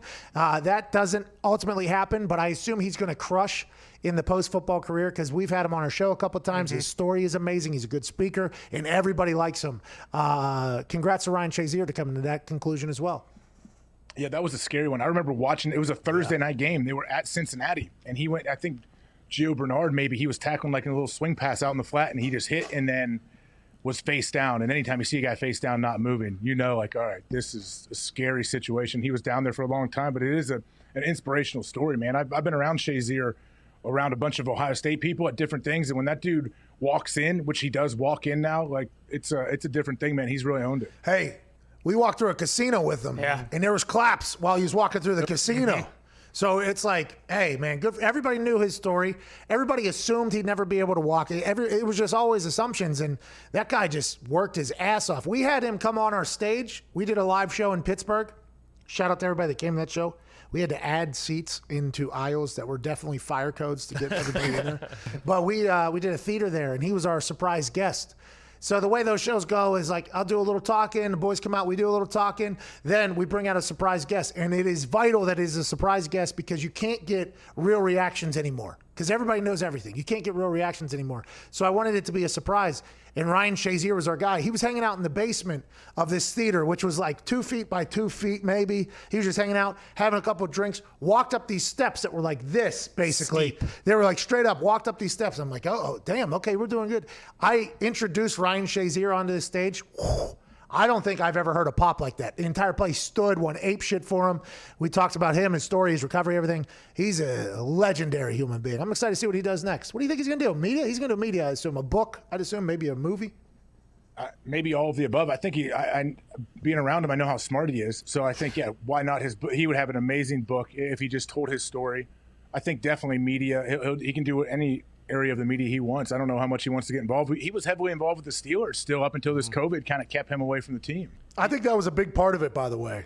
It was like, I think they renegotiated his deal. I think they even signed him to a deal after it happened. I mean, that was like a big part of his headspace. Because, we've all gone through rehab. You much more than me. But I've had to go through knee rehabs and things like that. Nobody talks about how terrible it is. Rehab sucks. Rehab is part of the reason why I retired because I didn't want to fucking do it again. I was staring down like my third offseason straight of just rehab. And it's like, it's 2 months of you having to reteach your knee, for me, how to walk again. And then once it learns how to walk again, now we got to bust up the scar tissue with this metal, like, skid thing that goes against. It's just, rehab is a pain in the ass. I couldn't even fathom the injury he had to rehabbing. Mental toughness, dude. Just absolute mental toughness. You want to get to another phone call before we get Mark Schlereth, AJ? Yeah, let's do it. Let's go to Mike down there in Pittsburgh. What's going on, Mike? Oh, my God, boys. I am so glad you're all back. Is this Mike the Exterminator? Congratulations. Is this the Congratulations. Yeah. Hey! Exterminator's back. Hello. How are you, bro? Hello. Hey, good to hear from you. What's up? Hey, good to hear your voice, Kazi. Hey, good to hear your voice as well over there, pal. Hope everything's going great. Are you excited about Ben Roethlisberger saying he's shaking like a leaf to get back under center back there? Hey, we ain't worried about that. He's fine. He's fine. We're good. People are sleeping on Pittsburgh. Well, I'll tell you what, Pittsburgh, I believe, is completely shut down. But that casino, is the casino open back up? No. Oh, no. That casino, by the way, you ever go to Pittsburgh, you have to go to the casino because you actually have to pay the city of Pittsburgh via the casino to have a weekend down there. You go in there, you lose everything you have, and then you walk out. I've not seen one single motherfucker walk out of the Pittsburgh casino with a smile on their face. I've never seen it. I don't think it even happens. Yeah, it's very rare. It's very rare. Listen, I'm so proud of you guys. You're all the way fucking back. We're on the last 3 hours of my day at work every day. It's going to slide through. This is fucking awesome. Our guy, Mike, we appreciate it. That's Mike the Exterminator, by the way. He was a caller into the original show whenever we were on Barstool Radio on Sirius. Gumpy was also a regular caller. We have a I'm happy. Where's John from Georgia? If anyone can find John from Georgia, please. Yes. AJ, you weren't around our crew whenever this was happening years ago. I mean, we knew of each other, but you weren't around on a daily basis. Wait until a guy named John from Georgia calls into this show. It's going to happen. It is going to happen. He is straight out of a movie, AJ. Let's get to Wesley in Pittsburgh. We just were in Pittsburgh. Let's go to Brett in Buffalo. What's up, Brett? Hey, gents. How y'all doing today? Not bad, Brett. Not bad. I've been to the Anchor Bar up there, the founder of the Wing. I think they should have potentially evolved with everybody else with the wings as opposed to just keeping it the same exact recipe as they had on day one. But I respect what they added to our society. Also, Bill's Mafia, legendary crew, and bars are open till like 4 or 5 a.m. Is that all you got? Almost. We do have Niagara Falls about a half. One of the 8 wonders. Yeah, for sure. Almost. For sure. Gentlemen, if I may entertain the millions and millions of people watching the McAfee show today, I just got a question for everyone in there aside from Boston Connor. Boston Connor, sit this one out, please. Why can't the Bills seem to get any respect around the league, whether it's in media or analysts? AJ, answer that question there. Why do you think that is the case? Because the only thing that's ever talked about is their fan base, right? Their fans are awesome because they are legendary. And I assume if I was their fans, I would want some people to talk about the Bills a little bit more because last year they gave Houston Texans all they could handle in the playoffs. They seem to be the favorite. No, they're actually not. They're still second in the odds to win the AFC East. But until they get over that Patriots hump, I think that's whenever everybody will kind of talk about them, right? Yeah, I mean, I think they've been in the shadow of Tom Brady and Bill Belichick forever. Now is their time. I mean, they've gained a bunch of traction, I think, over these last couple of years. Their defense was really good, and Josh Allen, let's see. The dude needs to take the next step, I guess, if they want to become like an elite football team that people put like in the handful of teams you could say have a chance to really win the Super Bowl at the beginning of the season. You know what's interesting about Josh Allen is his deep ball percentage was very low, right? Yes. Very 7 low. for 51, I believe. Very, very low, right? Yeah. But they had Stephon Diggs, and now I'm watching the Buffalo Bills social media team put out a video of Josh Allen dropping the ball in a bucket to Stephon Diggs. Maybe he was just missing a deep threat. That's why he couldn't throw a deep ball. I mean, that's a very real possibility. You know, Diggs is going to help. It's going to give him, hopefully that deep ball percentage goes way up with Stephon Diggs on the roster. Hey, this Diggs, thought you were talking about him, by the way. He's like, I'll go run a route out there. Joining us now, a man who just got done doing the media rounds with our Colin Cowherd, not ours, but we are a fan. We watch him every day, Colin Cowherd. Calling the Seahawks-Falcons game this weekend, and also a man who also showed daily in Denver to talk about the Von Miller peroneal tendon injury. Ladies and gentlemen, Stink, Mark Schlereth. That boy Stink. Nah, great to be with you, Pat. AJ, good to see you, man. You too, Mark. Hey, Mark, let's talk about what you talked about on Colin's show. What'd you guys talk about over there? I don't really pay attention to Colin. He says a bunch of things. I'm like, whatever, dude. Come on. I mean, give me a break. He always has these unbelievable analogies and theories about things. Like, you know, and the thing about Colin is Colin will essentially state something and then restate it, and then state it again. And at the end of the day, you're like, wow, he's right. And ultimately, he doesn't say anything. Like, he'll go like this. He'll go, NBA players are tall. They are. They just are.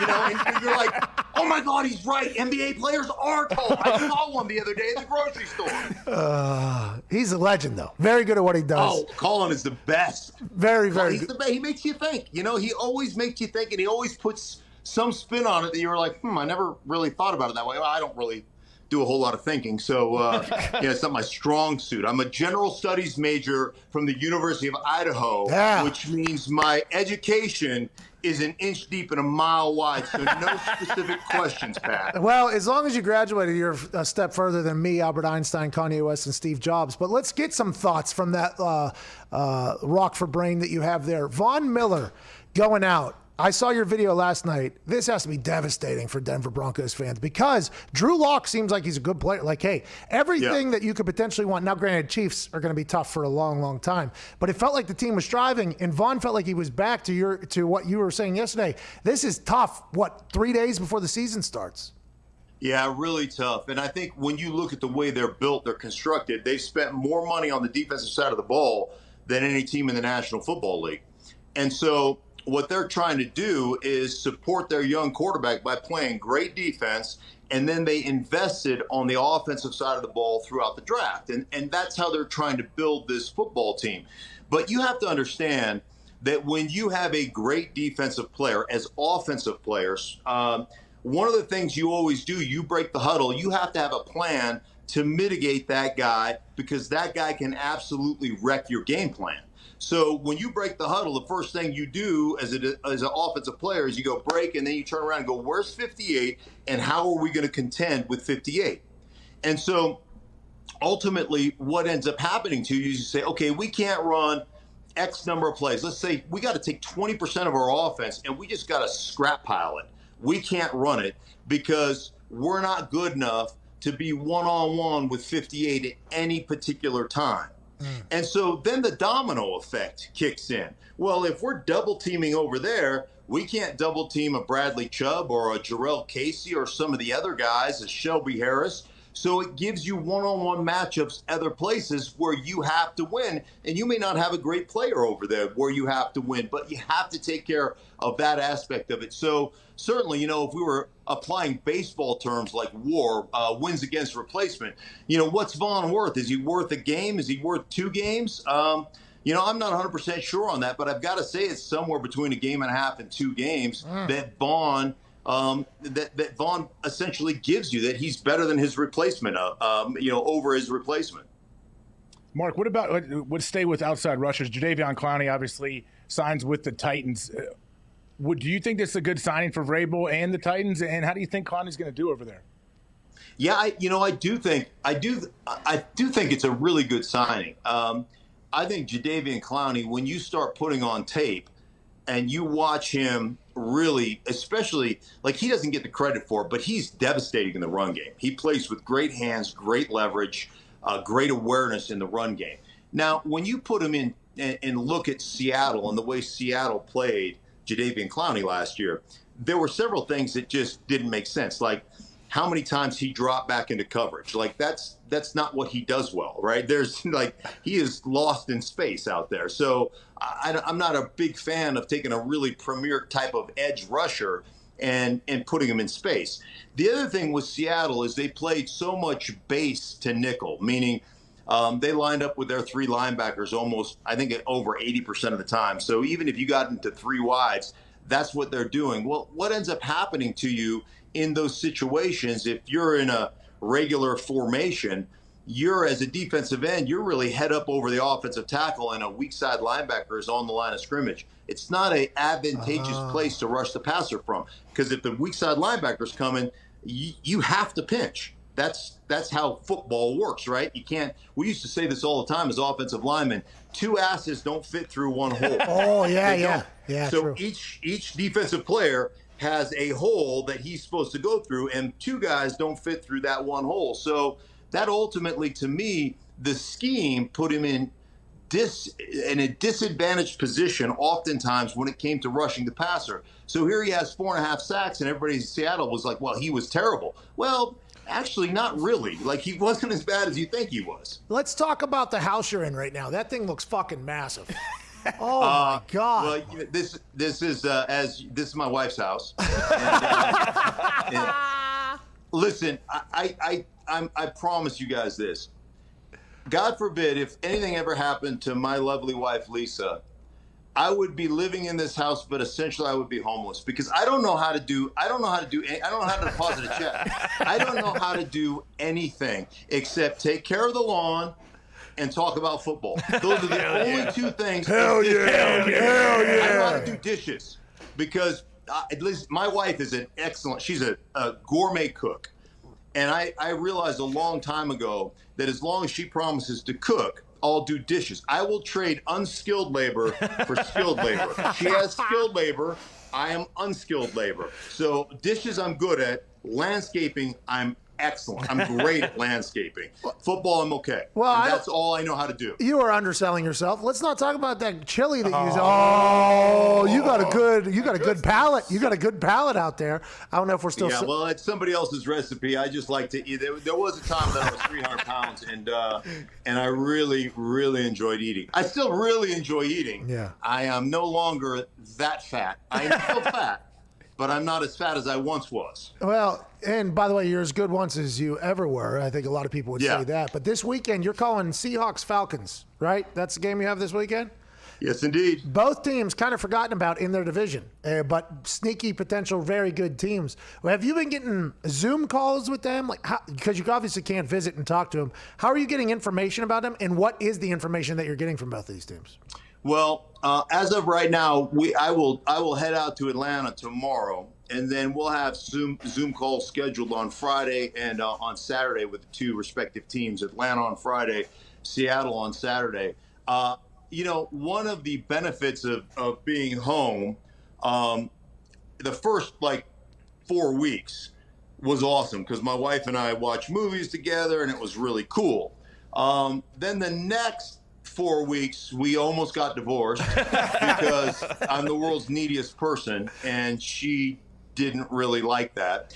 And then she went away to take care of my mom for a couple of weeks, and all I did was study football. So I have more film watched in the last 3 weeks on these two teams. So mine is film study, man. I am a geek when it comes to watching teams and looking at film and looking at coverages and defensive fronts and offensive schemes and formations and all that stuff. So that's really what I dig into most of all. I don't really like all the other stuff. I just like to really watch the film and then, talk to the coaches and kind of try to get their takes on it. But I'm just a big film hound. How do you feel about the film? Russell Wilson, unbelievable. Josh Gordon coming back. He can't be suspended for anything, so they can maybe make him a little bit bigger part of the offense, maybe focal point. What are you thinking whenever it comes to that entire? You think you like? Well, I love Russell Wilson. I love the way that offense works. I mean, they're going to run the ball even. And you watch them go back to last year's film. How many times did they just messed up the number count? You just messed up you just messed up a number count and you're not blocking people and it's just tackling practice, right? And yet Brian Schottenheimer, their offensive coordinator, said, screw it, we're going to run it regardless, right? We're going to keep doing this. But it's the play action stuff. It's the throwback stuff. It's the screen stuff to lock it. And when things break down, I kid you not, I was calling a game against Baltimore in Seattle. And I was like, when things break down, it's like Russell Wilson and Tyler Lockett attended Hogwarts together because they're just. I mean, it's a freak show. It's Mr. Tumnus, It's whatever that is, Wrinkle in Time or whatever the hell that is. I mean, they have this unbelievable connection. I think they're the best in the business when things break down and just playing schoolyard football. But, a lot of question marks when it comes to this offensive line, something that they really haven't been able to fix in quite some time. Mark, what about Todd Gurley? We're going to see him his first time with the Falcons. Do you think he's going to have a huge role? Do they want to come out of the gates hot with him and try to get the momentum going? I would love, AJ, I'd love to see that. One of my big issues with the Atlanta Falcons, when you study their tape, I don't know what they are. I'm a big believer in having an identity and knowing what it is you want to do and what it is you are. And I'm watching them in base. So base to me is 1st and 10 and 2nd down and 5-, right? Mm-hmm. That's kind of what you are as a base. What formation we like to be in, what personnel grouping we like to be in, what we like to run. So I go through a game and I swear to you, there were 13 different runs. 13 different schemes. Watch your back. And I'm like, well, what are you? Like, are you a wide zone? Are you a tight zone? Are you a trap? Are you a counter? Are you a gap? Like, what is the scheme? So when you run when you have that much volume in your run game, you know what you never do? You never establish any one thing. So as a defense, how can I get you to bite on that play action? How can I get you to bite to get somebody behind the defense if we run 13 different things and you've never seen one thing consistently? Yeah. You know, it's like a pitcher who's got a great fastball and a great curveball, but he throws his fastball from overhand and his curveball from sidearm. As a hitter, unless I'm stupid, I pretty much know what's coming. Yeah. You know, and there's no deception to it. And so when I watch Atlanta, I'm like, you guys don't have any deception. Like, you've never established anything.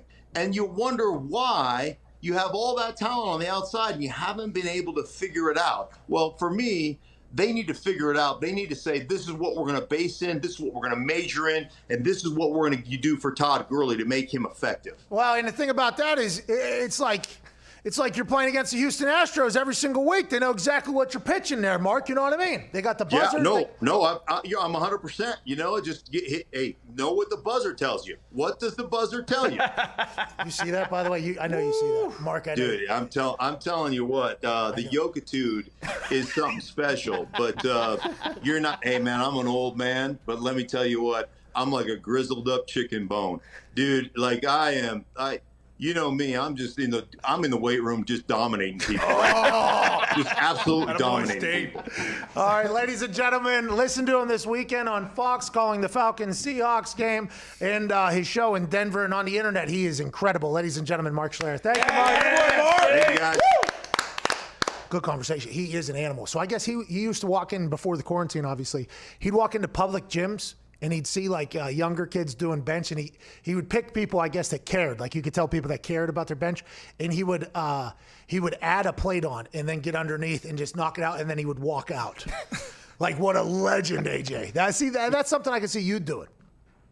No, I mean, I don't really have that kind of personality, but I love the fact that Schlereth will walk in and just cuck random dudes on a bench their day. By the way, walk out. That's my favorite part. Just to feel something. You know, just to feel something. What he was saying there about the Atlanta Falcons is very interesting, because it does sound like he watched a lot of film there, an exorbitant amount of film on these two teams. If you know exactly what's coming, I feel like it makes the game very easy for defense. And maybe I've been judging Matt Ryan too hard because he hasn't really lived up to, I think, the MVP Matt that he was a few years back. He hasn't been there. But if they know exactly what you're doing, I think you're kind of screwed. I think you're kind of screwed there. Yeah, they do. He made a good point about that. They don't have like a base, like a standard of what they do, like a chunk of 3 or 4 go-to run plays that you run that you can play action off of. You're right. If you're a defense and you can't really get a beat on what their runs are, you're not going to really overreact to any of them when it's play action. So it's a great point. Well, for play action, you know what you need for play action to work? What's that? You need a run game. Hell yeah. That's right. Establish the run game. Okay? Run will lead to pass. And then we'll all be helping each other out. They don't do well, too. Dan Quinn might be out of Atlanta. Yeah. Let's go to George down here in Kentucky. George, what's going on, bub? Hey, Pat, how y'all doing? Hey, not I'd too like bad. to start off a big Ty Schmidt fan. Shout out to Ty. Oh, hey, sweet, dude. so are we, by the way. Thanks, man. So are we. So what do you think about Tom Brady going undefeated next year? Is that a possibility? Absolutely. He's going to go undefeated. It's a possibility for everybody, AJ. It is so incredibly difficult to do that, though. The 72 Dolphins, the only team that have done it. Obviously, everybody knows that the Patriots had a chance. A team I was on had a chance, so we chose to lose. I mean, it's very difficult because one week to another, who's healthy, who's not. Maybe somebody doesn't show up one day. It's tough to win it's hard to win in the NFL. Oh, it's very difficult. We were 15-1, I believe, the year after the lockout. I think we lost week 11 or 12 at Kansas City, a game that we should have won. But you're right, man. Sometimes things happen, and you don't have it that day, and they beat us. It's very, very difficult to do it. And, I mean, if you're going undefeated in the regular season, it doesn't mean anything if you don't win the Super Bowl. Yep. The Patriots, they got beat. Cool. Great job, guys, but we didn't win at all, so it doesn't really matter. Are you tired of the 72 Dolphins fucking flexing in everybody's face every time somebody loses? I don't really notice it a whole lot. Oh, I do. Sock is everywhere. I actually think like it's it. weird. I like it. But I think there's a group of them left, and they're just popping bottles every time the last undefeated team loses. I respect it. I like that you're still rubbing it in people's faces. I'd do the same, I guess. I mean, fans, I think, can take more pride in that almost than the players. Like, the players don't have to sit there and bought. It doesn't take anything away from them, I don't think, if another team does it. I agree. It was still impossible. It's only happened now 2 times. But I don't know. Let's get to Chris in Philly before we wrap this thing up. Chris, what's going on? Philadelphia, what a place. Pat, PA boys in the house. Yeah! Hey, you drinking some water over there? Hey, you're in Delco County, aren't you? Whoa. You know us Philly boys don't play that outside of Philly thing. Oh, okay. Downtown Philly. Yo! Pat, what makes you think Dak Prescott deserves a contract? I think he deserves a contract because he has definitely outperformed his current contract, his first contract. He was kind of a mid-rounder or whatever the way he was drafted. He starts in place of Tony Romo, sends Tony Romo to the fucking booth. He has outperformed it. And I think that building just didn't have the capability of winning games. I think the way things were being run, whether it was Jason Garrett, the way Jerry Jones ran Jason Garrett, however it was, I don't think there was a conducive place to win. I think he does win more games this year because old Big Mike has the resume to do it. But if he doesn't, it's going to be another tough offseason, I think, for Dak Prescott. If they don't get to playoffs and win a game, it's going to be tough yet again because everybody knows he deserves the money. But, man, whenever you look at Deshaun Watson, he's won some games. You look at Patrick Mahomes, he's obviously won some games. Lamar Jackson's going to have to win some playoff games. Like, these are the types of things that have to happen. That's the only way checks happen. Yeah, it is. But don't you think Mike McCarthy could have a huge impact on Dak getting another contract? Say he starts out the season. Oh, yeah. Are they allowed to? They can't negotiate till after the season, though, right? Yeah, it's a quiet period or whatever during the season. Yeah, because they didn't do it before the deadline. But I think Mike could be huge for Dak. And if he has a big year, it looks like, hey, the trajectory of this team is on the up, and we don't want to have to restart at the quarterback position. Yeah. And Big Mike goes to Jerry, hey, Jerry, get this guy paid.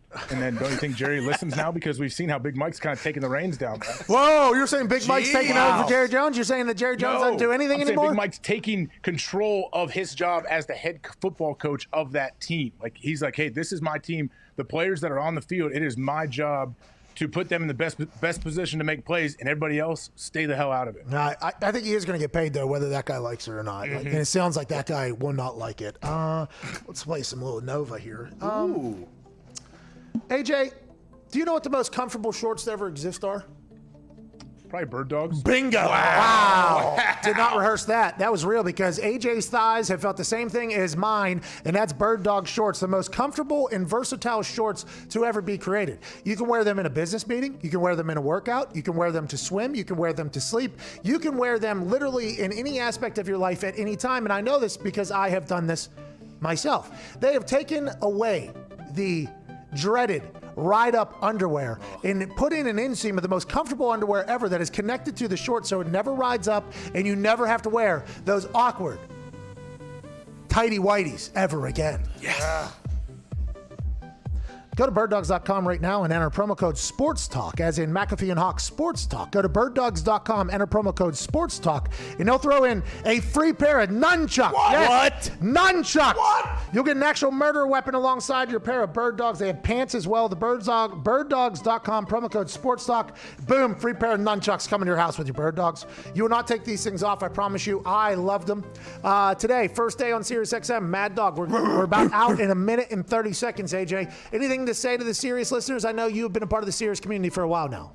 Yeah, I bounce around and do shows all over Sirius. Yeah, I'm excited to be doing this, a consistent thing. I think it's awesome. Thank you for letting me be a small part of your show. No, AJ. Thank you, AJ. To all the boys, great work today. To all the Sirius listeners, today, was it a good day for the show? I don't know. I don't remember anything we talked about, to be honest. I black out every time I get on a microphone. I can't thank you enough for choosing to listen to us, though. I know there's a lot of other great options on the SiriusXM platform. There really is. There's a lot of great shows. And if you want to spend some time with us every single day, we're going to try to be the most relaxed, upbeat, no, not really relaxed. You get it. Uplifting show in this sports world.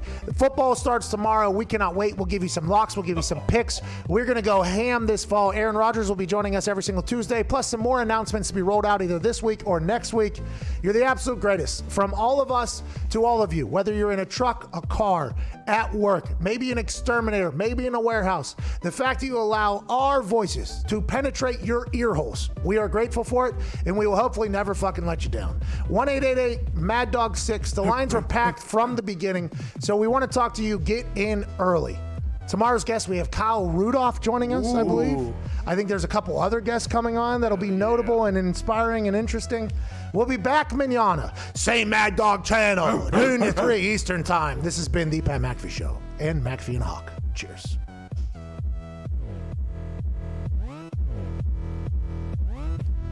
All right, AJ, so we're off of serious. Whoa. What a fucking pressure. Hey, thank you. You too. Hey, thank you. Guy in our ear. Really appreciate that. Hey, yeah, okay. All right, good day, sir. Thank you so much. You did great. Hey, no, good day to you, sir, I said. Great countdowns, too, by you. AJ. Oh, this guy's electric. I love this guy. I don't know if this is loud on the air right now for YouTube, but Joel is the guy's name. Good guy, Joel. He's like that guy. Shout out to... Hey, no problem, Joel. Thanks, Joel. All right, Joel. All right, now. Sorry, we were talking to a guy in our ear. I don't know if you can hear him or not.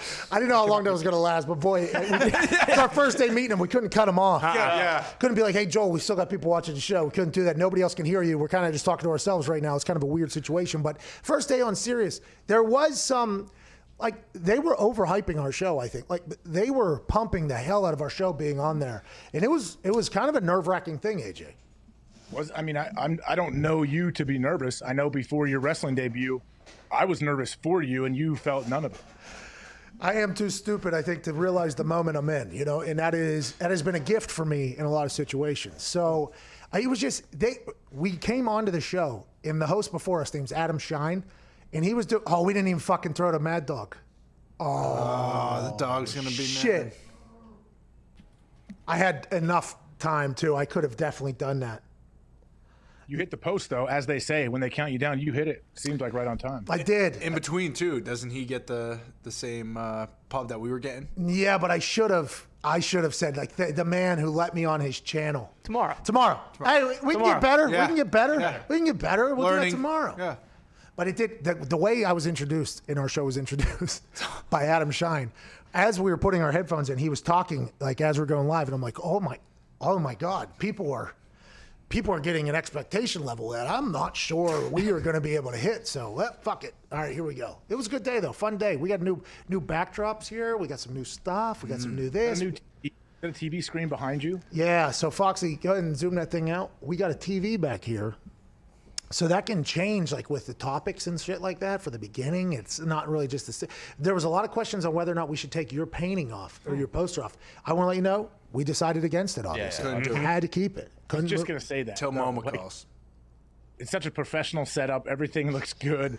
You guys put graphics up. Like, it's a legit, it's better produced than almost any show out there that's on TV or the internet. It's a credit to the boys and to you. Okay, boys. Yeah. Okay, boys. It makes me laugh, though. It still continues to make me laugh. If I watch a clip of you or you have some big-time guest, and then they cut to you, and there's the picture of me over my shoulder. They put it on like ESPN a couple times during this quarantine, and we have the ability to put up any photo we want on there, just in real time, so we don't have to worry about it. So now we got two AJs, one pissed, one grumpying, and that is a very interesting dynamic. But they were ripping some of our clips and putting it on Fox, which I assume they won't do anymore, and on ESPN. And they would put the clip up there. It would be me asking a question to somebody. And you, like Bill Polian was on. Yeah. So I'm talking to Bill Polian, it's a real question. And you just taking a shit on a throne of cigars, by the way. On a throne of cigars. And that's this show's difference. That's the difference of this show, to be honest with you. Yeah, I guess it is. Have any guests ever asked you that? Maybe I've asked you this before. Have they ever said, what the hell is going on behind you? I think they all think it's me, though. Yeah. So I'm not sure. Everybody, do you have you pooping over your shoulder? Some people have asked. It's like, no. AJ Hawk, actually. Thanks for asking. Have a good one. Yeah, I wish I had that jawline. Hey, we got Kyle Rudolph tomorrow. Who else, Diggs? We have. It was just I just looked at it. Dante Hall. Dante Hall, the X Factor. Speedster. He was fun to watch. Hey, that was back whenever there was only like 3 good returners in the game. Devin Hester, Dante Hall was one of them. Josh Cribbs was one of them. That was Deshaun Jackson, Pac-Man. There was like a few. Now everybody seems to have a freak athlete back there. But what Dante Hall used to do was special. And he'll be joining us tomorrow to talk about Kansas City Chiefs, who are opening up the NFL season in front of how many fans? 22,000, wasn't it? Hey, it's going to be loud. Or was it 22%? One of the other. 18,000, 22%. Hey, have we heard, though? It's going to be loud. Have we heard, if you have fans, are you still allowed to play the 70 decibels, or do you have to dial it back? I'm not sure. Like, will they measure? Because if they're using the science to measure what 70 decibels is, are they measuring the fans? They're like, well, hey, they're about 15 decibels. We got to do. We have to do 55 now down here, and we will watch it. Like, is that what they're going to do? I'll be intrigued to find out. Yeah, we'll see. I'm sure it'll be a bit of a cluster at first. We know even if there's 18,000 Chiefs fans, hey, I promise you, they can make some noise. Mm-hmm. We know the Chiefs fans are excited. And anytime that, even when the Chiefs weren't that good, their fans are still loud. So Yeah, so if they go over 70, do they have to tell the fans, Hey, keep it down. Quiet down. Keep it down. We can't be doing higher than 70 decibels. Roger Goodell said. This is your brother-in-law, Brady Quinn. It's not a great story for him, and I hate that I have to tell it, but it's pretty relevant to what you just said there about the Chiefs fans. That year they were terrible, and he was like the last string of quarterbacks they had there. He was not put in a good position either. They were waiting around, waiting for him to fuck up. And he threw an interception, and they went crazy. Like, they went crazy, started cheering. They were like, yeah! Really? Yeah, like, they got to that point. It Brady. was negative 15 degrees. They were over it. They were not happy with how the team was being run or anything like that. And that wasn't that long ago. Now, look at them, top of the world. It looks like they're going to be there for a long, long time. Yep. Good for the Chiefs and their fans. They deserve it. Pretty amazing what a Hall of Fame coach and, a guy that absolutely is – change the game of football into a quarterback, what that can do for your organization. Can really help, huh? Can really Just help. a little bit, yeah, a little bit. And then you surround them with a solid supporting cast, and then somehow you retain all of that supporting cast. Also with the Chiefs, too, that's scary for their opponents. They retain their coaching staff, too. Usually, if you win a Super Bowl, your staff gets pilfered all over. Like, hey, this guy, our linebacker coach is now the coordinator somewhere. Both of our coordinators are head coaches somewhere. Like, they pick teams, they pick coaches from all these teams that win it all, and the Chiefs were able to keep everybody there. Venable, right? What's the offense coordinator? Bieniemy. Bieniemy. Clemson, yeah. Venable, yeah. Okay, that's on me. Bieniemy, though, everybody thought he should have got numerous jobs because that offense was obviously incredible. He's been under Andy Reid's tutelage now for a couple years. He's won a Super Bowl. And I would assume the Kansas City Chiefs are happy that the rest of the NFL passed on him. And he's going to get a gig at some point. I mean, these coaches, the more you win, the more there is to go around. And to go around is normally promotions in other places and more money in other places. And that's the crazy thing, is that they've been able to lock up everybody for like the next 5 years. It makes no sense. Good to them. We'll talk about that more tomorrow because Chiefs and Texans kick off the NFL. Kyle Rudolph, Dante Hall, more chitter chatter with AJ Hawk. We can't thank you enough for watching. By the way, we have launched a McAfee Mafia, a members-only crew. Mm-hmm. It's a members-only crew here on the YouTube. If you join, you get exclusive access to emotes and emojis that you can use in the chat. You also get exclusive coverage like live watch-alongs. I believe we're going to have a couple of those exclusively for members only. You also get a discount code on the merch at random times that nobody else will be access to. It is $5.99 a month. We appreciate your mucho. You will get your bang for your buck, and if we feel as if you're not, we will stop it. That is something I feel like I've been very honest and transparent with people, but we're putting in a lot to that. We're excited for it, and we hope you can join us. From myself, AJ, all the boys, September 9th, I think success story.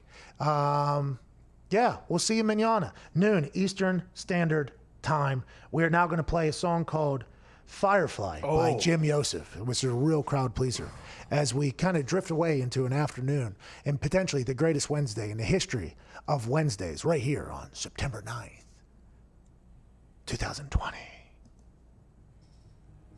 Firefly. Hell yeah. Firefly. Fire, fly away, but not for too long, because we'll need you to be right back here at noon, mañana. What will we talk about? We don't know. Will it be sports? Oh, for sure. The NFL is back, and it's going to be big, and fireflies fly, and till they don't.